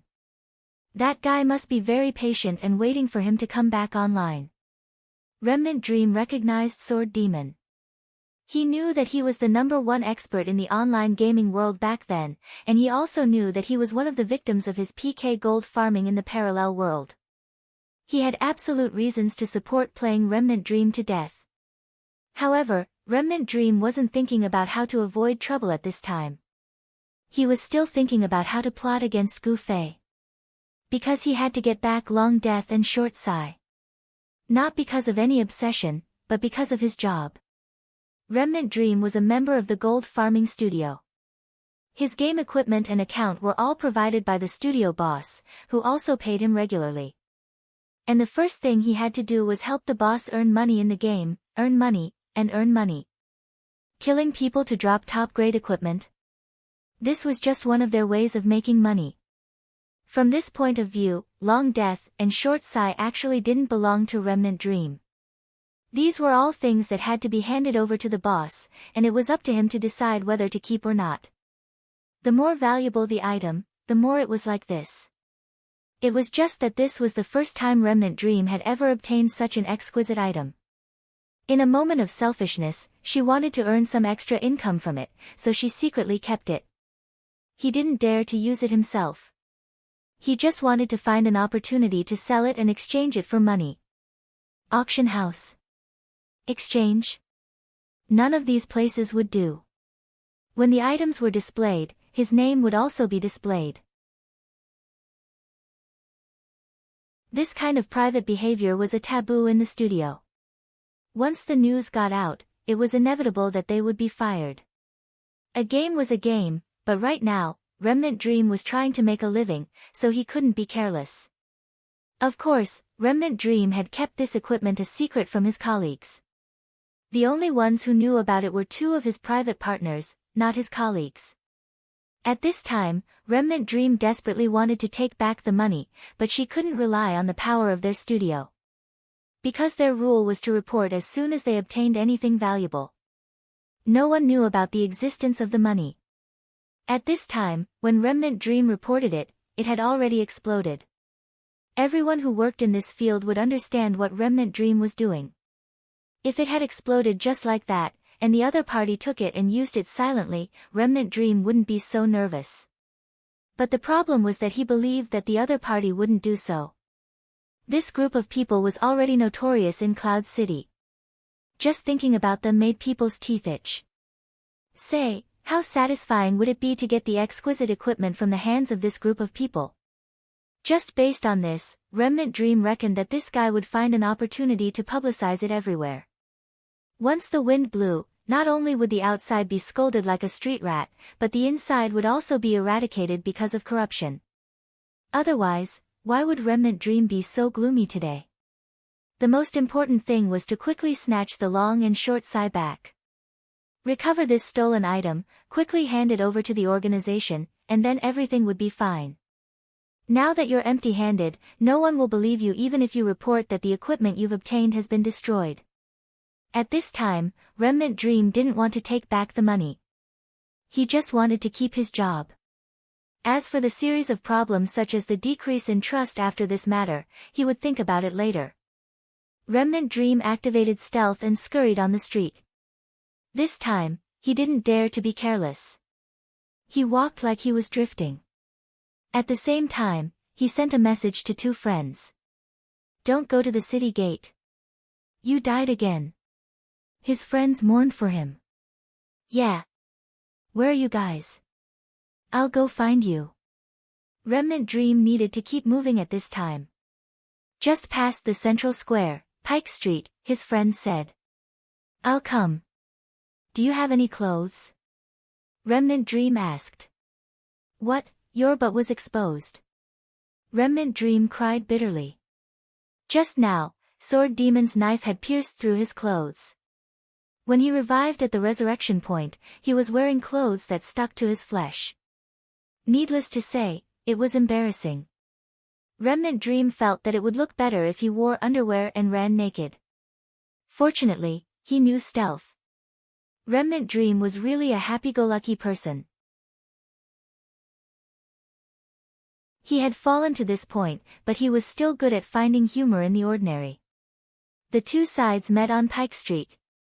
Remnant Dream didn't show himself. He continued to maintain stealth and said to his friend, "I'm coming. I'm here." His friend naturally couldn't see him. He could only hear that his voice was very erratic, going left and then right. "Can't you just stand properly?" His friend was puzzled. From the sound, Remnant Dream seemed to be circling the two of them. "No, it's dangerous. You two don't talk nonsense. Pretend you don't know I'm here. Let's continue to talk." Remnant Dream was very vigilant. Perhaps the sword ghost is nearby, he thought. "You guys continue walking. I'll follow behind you," Remnant Dream said. So the two friends started walking. Remnant Dream asked, "Have you found the right person? I've sent out a mission announcement, but no one has replied yet. Let's wait. How about we go to the mercenary building and wait?" Remnant Dream needed to attack Gu Fei, but he didn't have enough people. Gu Fei obviously wasn't someone that could be beaten to death by a team of 10 or so people. He had no choice but to find help from outsiders. Hiring mercenaries was naturally the simplest and most effective way. But the problem was that Remnant Dream wanted to hire people to do PK. A considerable number of mercenary players who played a peaceful game wouldn't accept this kind of mission. Some large mercenary groups paid more attention to their own image and publicly stated that they wouldn't accept such missions that were detrimental to the unity of the people. But people who understood the situation knew that publicly stated that they wouldn't accept such missions in public. If there was such a mission, they would talk about it in private. Missions for PK players, of course, couldn't be released through the system. But how could this be a problem for intelligent players? In Cloud City, there was a mission to teach Patty Keith a lesson. This mission was extremely easy and didn't require help at all. Releasing this mission for help meant that he was looking for someone to help him PK. Patty Keith, in English, was Patty Keith. It was abbreviated as PK. After the mercenary group saw this kind of mission, if they were interested, they would contact the other party and discuss the real deal in private. At this time, Remnant Dream asked a friend to help release a mission to teach Patty Keith a lesson and clearly indicated the type of player needed. It was difficult to deal with Gu Fei, mainly because he ran too fast and could teleport. Long-range players couldn't kite him, melee players were in danger of being kited, and he could detect thieves' stealth. After thinking about it, Remnant Dream felt that the safest and most effective way was this: traps.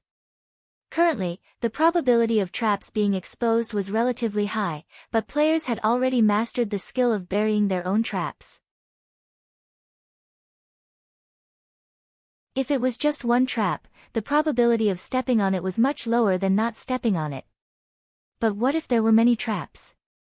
Therefore, this time, the mercenary mission released by Remnant Dream emphasized that multiple high-level players with excellent trap skills were needed.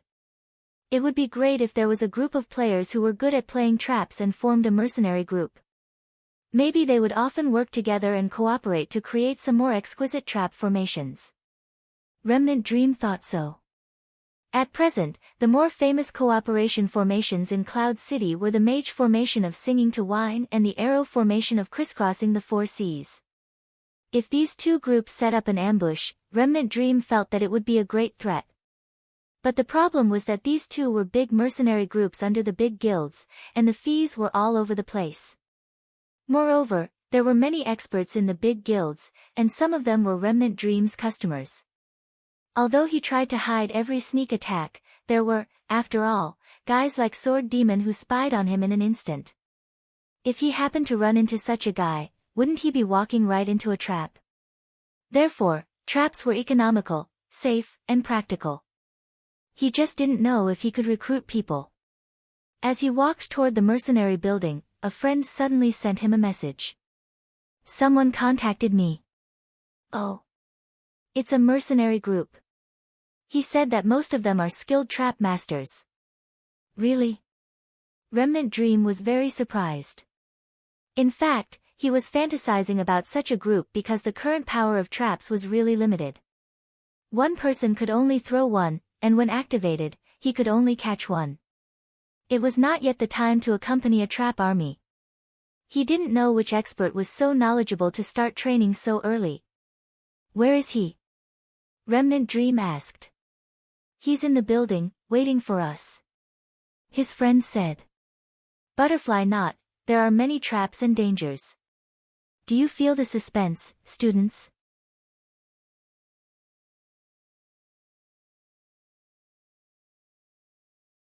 Chapter 247. Outside the mercenary building, the stealthed Remnant Dream and his two friends saw a guy standing at the agreed meeting point from afar. Remnant Dream's heart sank. Take the sword demon for example. Although he was a little ugly, he still had the aura of an expert when he stood there calmly with a dagger in his hand. However, the person in front of them didn't have a good appearance or aura. He exuded an extremely wretched aura. Leaving her job in the hands of such a guy, Remnant Dream felt bitterly disappointed. Is it that guy? Remnant Dream sent a message to his friends. Because they suspected that the sword demon was following them, Remnant Dream and his two friends went their separate ways after a brief contact. Although they were already at the mercenary building, they were still 8 feet away. They weren't worried that the sword demon would suspect them at all. Remnant Dream still needed these two friends to secretly arrange everything. No way. Remnant Dream's friend also saw the wretched appearance of this person. The person who contacted me said that he was a lurker, but this person is a mage. Oh, then wait a little longer. Remnant Dream let out a long sigh. Who knew that when his two friends stood there and started to wait, the mage had already taken the initiative to come over. You two, are you looking for Baiyi Ruoyu? The two were startled. This was indeed the name of the player who contacted them. The two nodded in confusion. Just as they were about to ask, the other party had already taken the initiative to explain. He just happened to have something to do and left. I'm his friend, so it's the same for you guys. We're all in the same group. Oh, what's your name? Remnant Dream's friend asked. The other party didn't even think before saying, my name isn't worth mentioning. Let's get down to business. This sounded like he was pretending to be pretentious. However, this person's gaze was evasive and his words weren't imposing. It seemed like he really wanted to bypass this topic and quickly cut to the next step. Remnant Dream's two friends couldn't figure it out and could only continue. Looking at the mission we issued, I think you guys roughly understand what it means. We want to borrow your trap skills to PK someone. That's no problem. My brother's trap skills are top-notch. You found the right person. This person vowed as he patted his chest. Bragging without even asking who the opponent is. Damn, that's too frivolous. I think this group is most likely unreliable. Remnant Dream's friend commented as he reported the conversation to Remnant Dream. Just a perfunctory answer. Find someone else. Death Remnant Dream felt the same way. From his appearance, he felt that this person was unreliable. Now that he heard a few words from him, he felt even more so. Remnant Mengsheng was also very familiar with mercenaries. This person's negotiation style was very unprofessional. Just as Remnant Dream's friend was about to send him away, the man suddenly pointed somewhere and said, "Oh, just in time. You can ask him about traps." Actually, I'm a mage and I don't know much about traps. Remnant Dream's dead friend turned his head in the direction he was pointing and saw a fellow who was even more wretched than this person. His head was drooping and he was listlessly swaying in their direction. This person was undoubtedly an archer. Hearing the commotion, Zhang Xian raised his head and took a look. Finally, he perked up and walked over quickly. Dead Dream's friends were no longer interested in this. They were about to end the negotiation when they suddenly received a message from Dead Dream.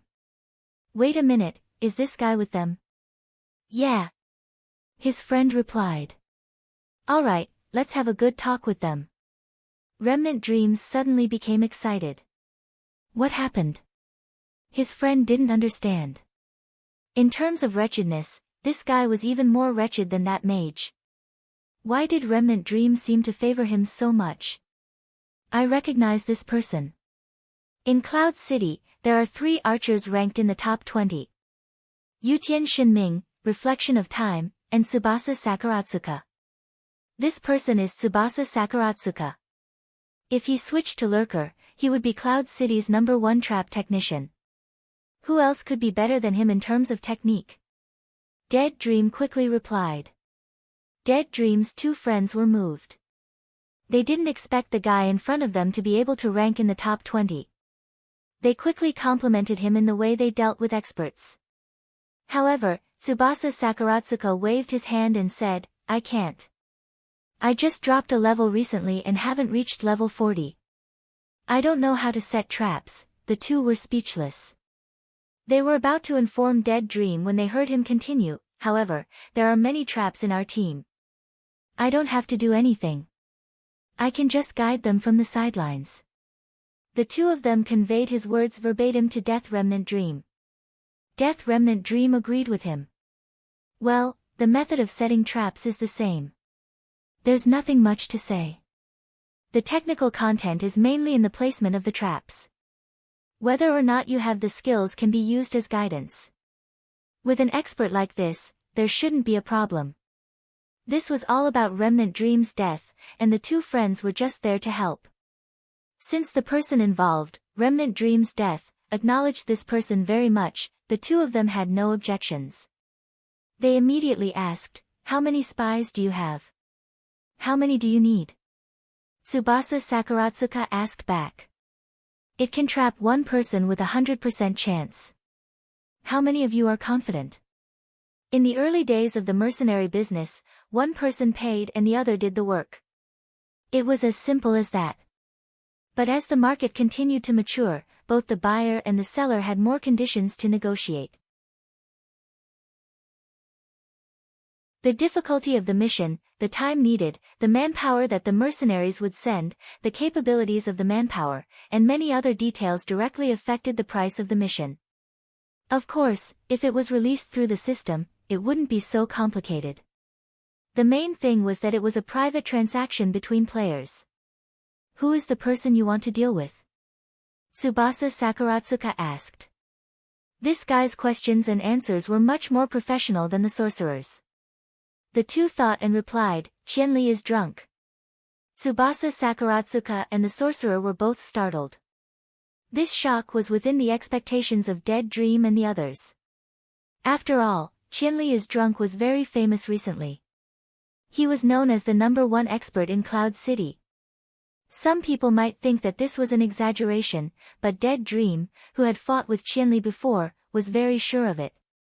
At least he couldn't think of anyone in Cloud City who couldn't be defeated by 10 people. Facing such an expert, Dead Dream was really worried that the other party would retreat. He was looking forward to the help of such an expert. But this person's name and other information must be told to the other party. Dead Dream couldn't be like the sorcerer just now and say, the name is not worth mentioning, just deal with him. The sorcerer's name was indeed not worth mentioning, but the target was the core content of the transaction. The price of the mission would also come from this, so it was impossible not to say. So it's this bitch, I'll give you a 20% discount. Tsubasa Sakaratsuka was slightly startled, but he had already returned to his normal state. Dead Dream's 2 friends were also as nervous as Dead Dream. They were worried that the other party would retreat because the opponent was too strong. Hearing this, he was overjoyed and happily told Remnant Dream about her death. Dead Dream was also very happy and hurriedly said, don't worry about the price too much. Hurry and let them call the necessary people to set up. This Qianli is going to be back soon. Dead Dream was still paying attention to Gu Fei's coordinates. Cloud Village was a level 70 leveling area after all. according to the theory that the further away from a main city, the higher the leveling area was. This place wasn't close. Gu Fei still needed some time to come back. Dead Dream believed that he would directly come to him to finish the quest, or gather friends to continue piking him. This was the bargaining chip he used to lure Gu Fei. Just like before, he used himself as bait. Dead Dream was determined not to let the 5 PK points go to waste. The two friends claimed that they could lead 1,000 miles drunk to the place they needed, and used this as an excuse to lower the price of the quest. Afterwards, they followed Remnant Dream's orders and didn't bicker with the others anymore. Where are you most confident in setting up the trap? Since you said that you can control the other party's route, then there are many places like this. Tsubasa Sakuratsuka replied. No matter what, it has to be outside the city. Let's talk as we walk and find the closest place. Haha. Tsubasa Sakuratsuka laughed and said, the closest place is the city. City? The city is made of stone, how are we going to set up traps? The stone road could also be set up, but it was too eye-catching. People wouldn't step on it, so they couldn't use trap skills. Haha, that's why I said we're experts. Come with me. Tsubasa Sakuratsuka shook his head and at the same time called out to the mage, damn, why isn't he here yet? Where's that bitch Xiaobai? Wasn't he the one who accepted the quest? I just saw a girl, especially pretty. Xiaobai will go take a look. The mage said. Then why didn't you go? Can I outrun him? The mage's face was gloomy. Just as they were about to leave the mercenary building, they saw an archer come out from the corner of the street. He saw them and ran towards them. After glancing at Dead Dream's two friends, he extended his hand. Hello, I'm Bai Yi Ruoyu. How did it go?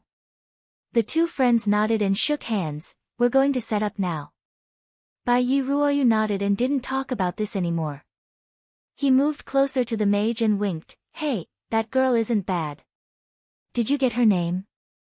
No, but she stepped on my trap, ha ha ha ha. These guys were really wretched. Was this the necessary temperament for a trap expert? Remnant Dream and his two friends thought. Butterfly Knot, the next chapter will be Dead Dream's gloomy continuation. Thinking of this, I can't help but sympathize with him.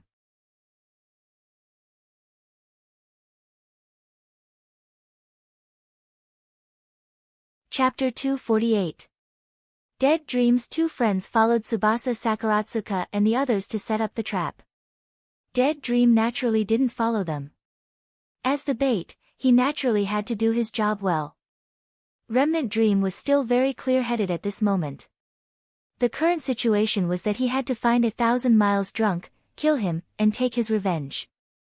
To 1,000 miles drunk, however, he was just a very ordinary wanted mission. It wasn't something that he had to complete. Moreover, after what had happened in Suoyin village, 1,000 miles drunk would definitely be on guard against Remnant Dream using herself as bait after she died. At this time, the safest and most effective way was to do his own thing and ignore Dead Dream. After all, he had already killed him and gained a lot. If it was Dead Dream, he would definitely do the same. So at the beginning of the plan, Dead Dream had deeply considered how to bait Gu Fei again. As for how to find the person who set up the trap, that was the second thing he was worried about. When he heard the notification from his companions, Dead Dream's mood was actually very complicated. On one hand, he was afraid that someone would follow his coordinates to find him. After all, he had PvP points. If he died, he would lose equipment and level. On the other hand, he was also a little bit hoping that someone would find him. If someone was looking for him, it meant that Qianli and his gang didn't plan on letting him go. Then he would have a chance to lure Qianli into a trap again.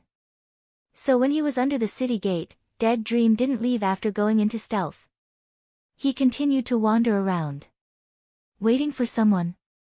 If it was someone they knew, they could contact each other at any time. There was no need to wait at the city gate. The real purpose of Remnant Dream's death was to confirm whether or not someone was chasing after her coordinates to kill her. Of course, he wanted to confirm, but he also didn't want to be killed, so he constantly changed his coordinates. Unfortunately, he didn't find any suspicious players. In the end, a thief who was also in stealth suddenly burst out from beside him. Remnant Dream's heart was filled with all sorts of emotions. He finally confirmed that Qianli wouldn't rest and would continue to chase after him. At the same time, he was depressed to die again, losing 2 more levels and 2 more pieces of equipment. After that, he had always suspected that Sword Demon was still near him, but he didn't find a way to solve it. Actually, it was not difficult to take care of him. The Sword Spectre was not as ridiculously strong as 1,000 miles drunk. Moreover, Remnant Dream Death could borrow the power of the studio to deal with him. She could call a few more people, and once the Sword Spectre appeared, they could gang up on him.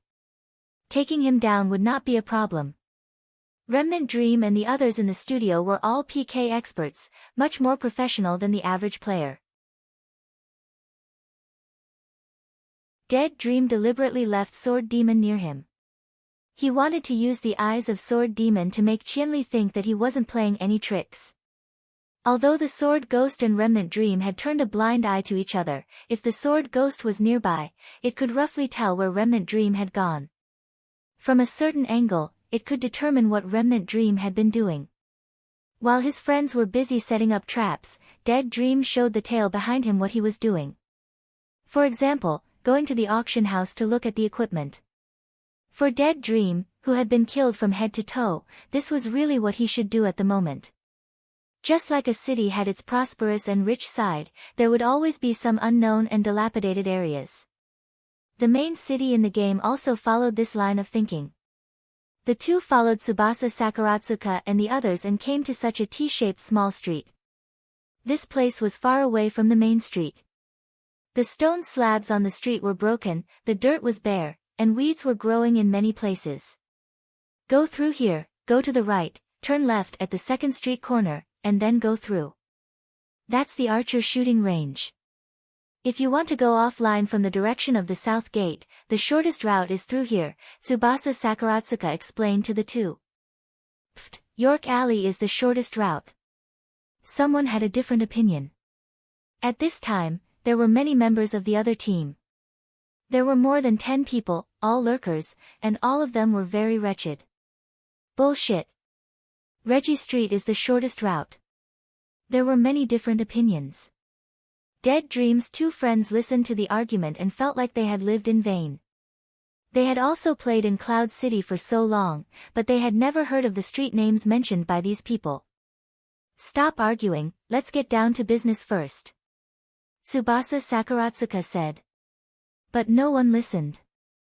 Everyone was still arguing, but in the midst of the argument, a question was asked, where is that bitch coming from? Tsubasa Sakaratsuka looked at the two, where are you going to lure him from? We need to know. It's really hard to say, it depends on the situation, the two said. In fact, the two didn't have an answer. There was no direction to lure people. Dead Dream was just poking at the coordinates and waiting for Qianli to come over when he was drunk. Who knew which direction he would come from? And this place was a bit remote, Qianli might not be able to find him when he was drunk. The two thought too much. If that's the case, then let's do it this way. Tsubasa Sakaratsuka used the 2 corners of the intersection as the bottom corner, and left some distance between the top and the opposite wall. Like this, he outlined a triangle, then drew a cross line in the middle of the triangle. At the same time, he explained to Dead Dream's 2 friends, this way, there is only one requirement, turn. As long as he turns, I can guarantee that he will step into the trap. Oh. The two were confused, hoping that Tsubasa Sakaratsuka would explain in detail. Look. Tsubasa Sakaratsuka drew circles on the triangle he drew, we will set traps here, here, here, here.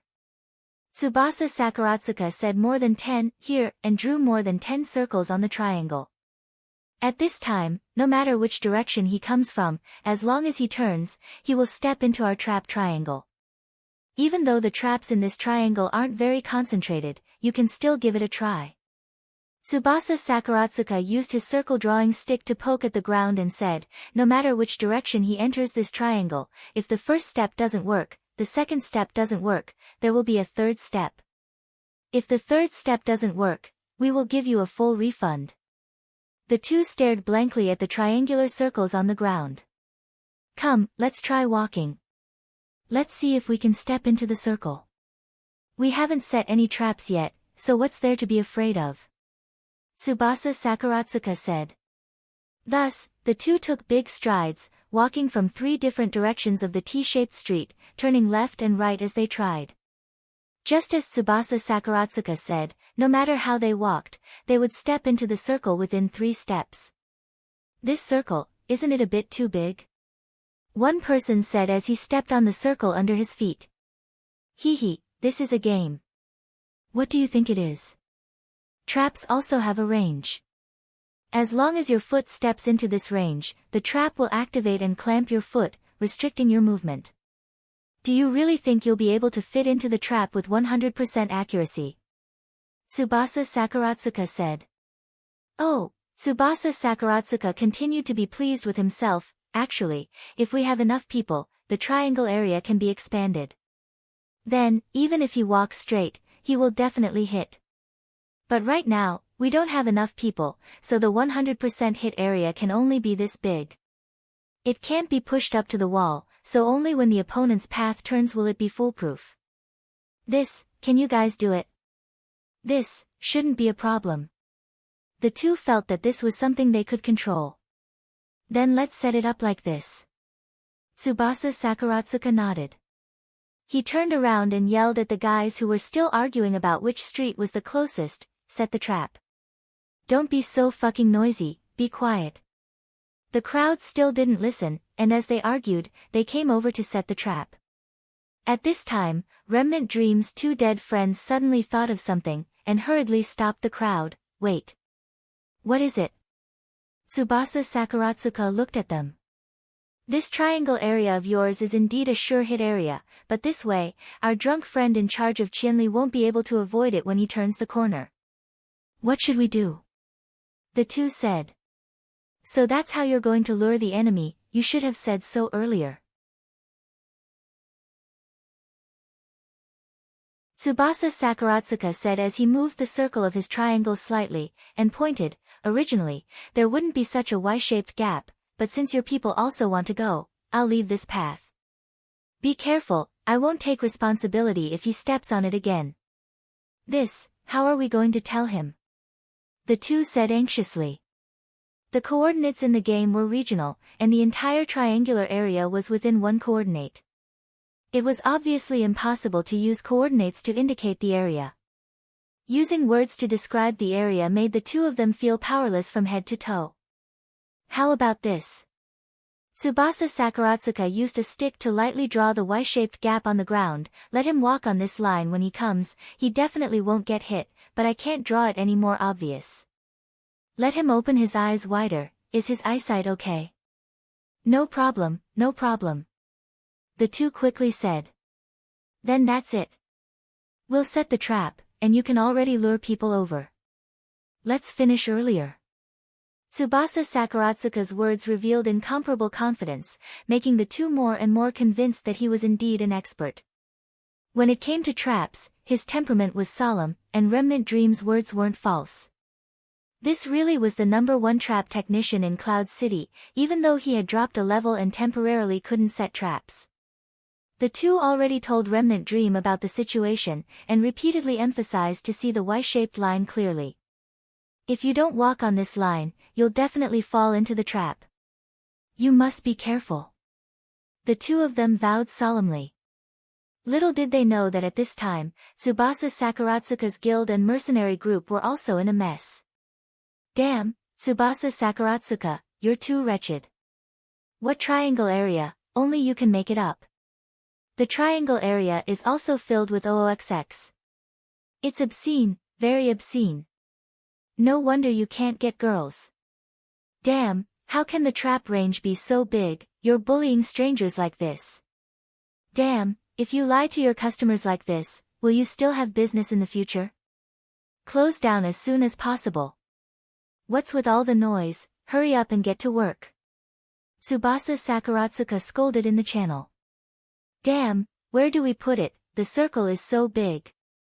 Someone complained. Who said we're putting it in the circle? Put it all on the Y-shaped line. Tsubasa Sakuratsuka said.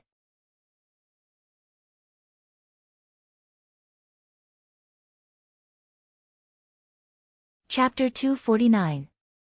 The channel was filled with boos. Everyone heard it clearly. Just now, Tsubasa Sakuratsuka said that the Y-shaped line was left for the employer to walk, but now that the trap was laid all over that area, and the people who came over still walked along the line, it would be strange if they didn't fall into the trap. Just who is our employer? Everyone was confused. Just now, when Tsubasa Sakuratsuka took the money, everyone clearly saw it. Could it be a double agent? Someone guessed. That's too despicable. While everyone cursed, they did as they said and laid the trap on the line. More than 10 people surrounded the triangle area, and the people outside the circle had no idea what they were doing. Okay. When the circle of people dispersed, the trap had already been laid. This group of people was indeed an expert at laying traps. After laying the trap, there was not a trace of it, and it was as if the area had never been dug. At the same time, they erased the circles and crosses, and drew the Y-shaped line again, marking out how the other party should walk to step into the trap. Good, well done. Tsubasa Sakuratsuka nodded.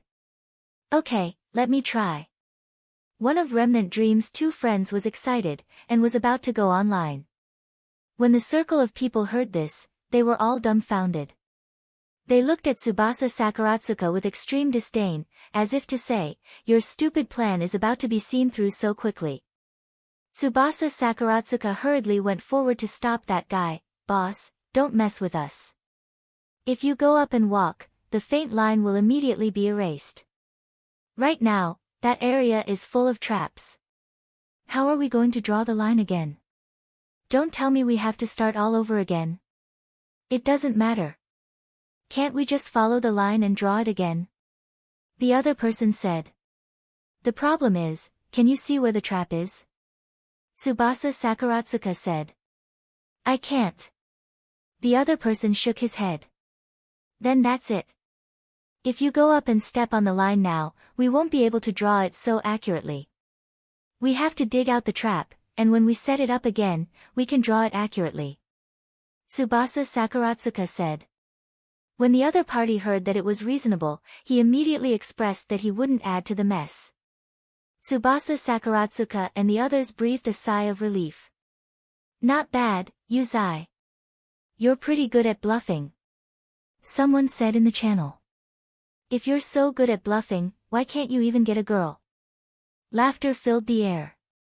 Not only did he not get her, but he was also tricked into a leveling area by a girl and killed. Ha ha ha ha.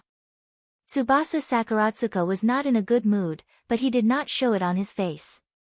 He continued to chat cheerfully with the 2 fellows. My 2 bosses, why don't we just kill them after they fall into the trap? The 2 of them nodded. Sure. We have nothing to do anyway, so it's no trouble at all. Brothers, prepare the tracking arrows. Tsubasa Sakuratsuka raised his hand.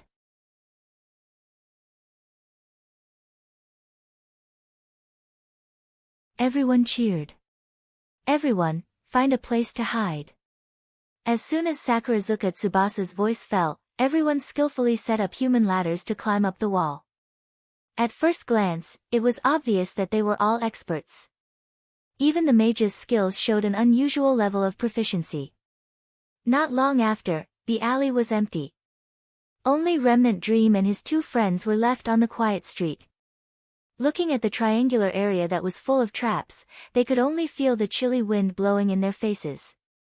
Do you 2 want to come up? Tsubasa Sakuratsuka asked as he poked his head out from the rooftop. Oh, thank you. The 2 of them went up to the rooftop with the help of the people on the rooftop. The scenery on the rooftop was very good. The rooftops at the intersection of the street were already filled with people. It was a magnificent sight. Lie down. Only show your head after you fall into the trap. This building isn't very high. If you show your head a little, you'll be able to see it from below. Tsubasa Sakaratsuka reminded them again and again. Everything is ready.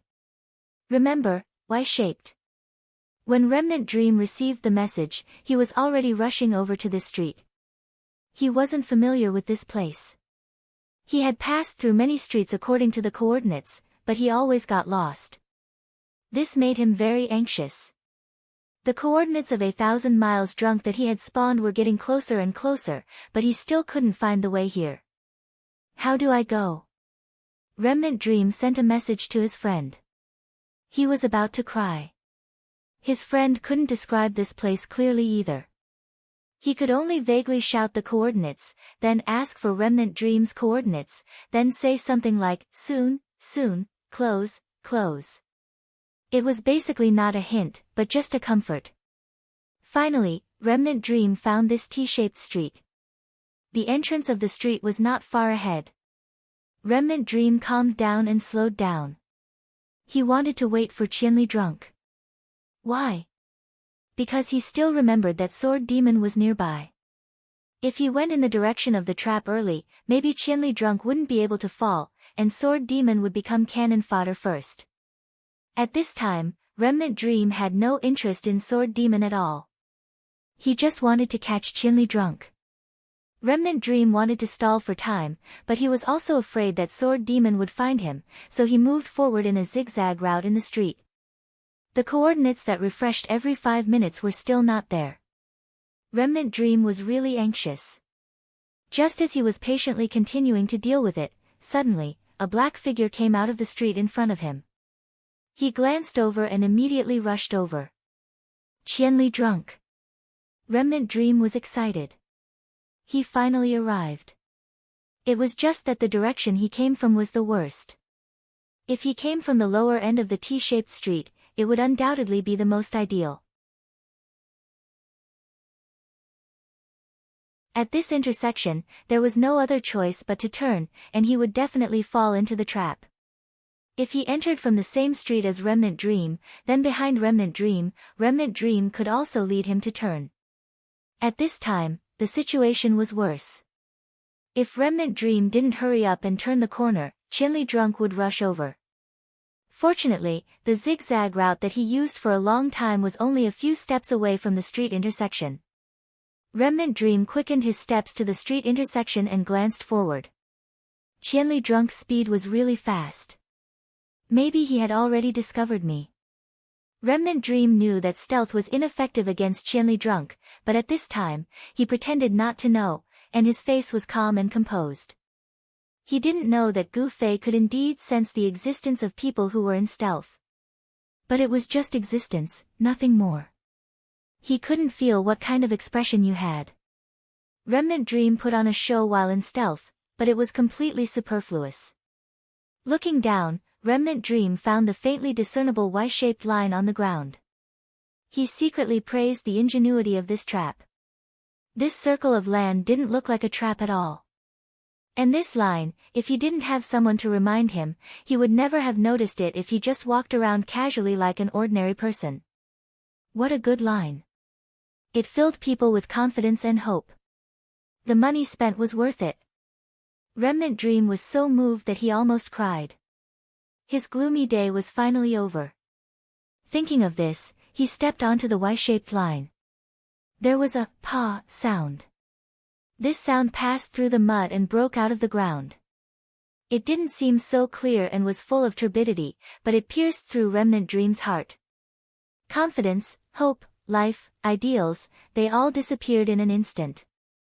Thousands of words only turned into one sentence, "Fuck you." Remnant Dream roared, but he couldn't move after falling into the trap. He could only think of one thing, the struggle of a cornered beast. Remnant Dream's two friends heard Remnant Dream's roar at the street intersection. They thought that he was venting his anger on Qianli, who had fallen into the trap. They immediately stood up and said, "Got it, everyone, do it." Okay. Tsubasa Sakaratsuka nodded and reached out his hand to gently push. Before the two of them could stand up straight on the roof, they had already fallen down. As they fell, they looked at the street intersection. Remnant Dream was stuck there, unable to move. Qianli, who was drunk, was already at the street intersection, looking at him calmly.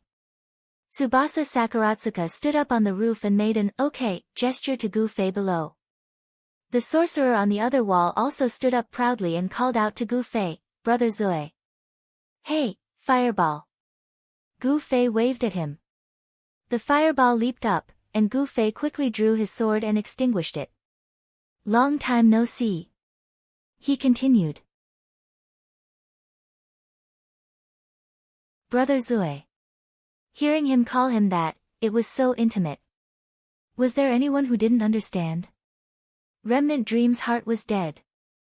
The other party was strong enough, and he had so many friends. How could he deal with him? It seemed that he could only admit defeat. In just a short while, everyone on the roof had already stood up and looked around. All of them looked lonely. What a grand entrance. I thought he was going to design a beauty, but it turned out to be this guy. The crowd said in disappointment. Who's this guy? He's not even wearing his clothes. Isn't he too unrestrained? Remnant Dream was still wearing his underwear at the moment of his death. Someone immediately came to a realization. He ran onto the street with his clothes disheveled. Did he get caught in bed? No wonder it's such a grand entrance. Of course. The crowd was furious. Where's the adulterer, and where's the whore? Someone shouted. I wonder who's the cuckold. The crowd looked at Tsubasa Sakuratsuka, and then at Gu Fei below. It's impossible for Tsubasa Sakuratsuka. Would he have the chance to be cuckolded? The crowd laughed. It's also impossible for the one below. He has a harem of more than 50 girls. Why would he care about one or two? Someone said. You don't understand. How could a man who doesn't know how to value every girl set up a harem? Someone pretended to be a Casanova. What do you know? Do you have one? While the crowd was arguing, Sword Demon had already appeared at the end of the street. Just as Remnant Dream had expected, Sword Demon had been chasing him. However, this time, Remnant Dream was on guard and not lazy, so he didn't have the chance to attack. Seeing Sword Demon, everyone seemed to have found the truth. Wow, it's this guy. Look, it must be. Ah. He looks like this. No wonder he was cuckolded. He's a little ugly, but he still has some temperament. But he's still a little worse than us. Of course. Fortunately, the crowd's argument only happened in the internal channel. Otherwise, the people below wouldn't even need to attack. They would vomit blood and die. It was too wretched. You're tuning into the Blissful Bookshelf YouTube channel. We're so grateful for your support, and don't forget to subscribe to join us on this incredible journey through captivating stories. Your generosity through donations truly makes a world of difference, as it's the primary source of revenue that allows me to expand and enhance this channel for you. Thank you from the bottom of my heart for being a part of this adventure.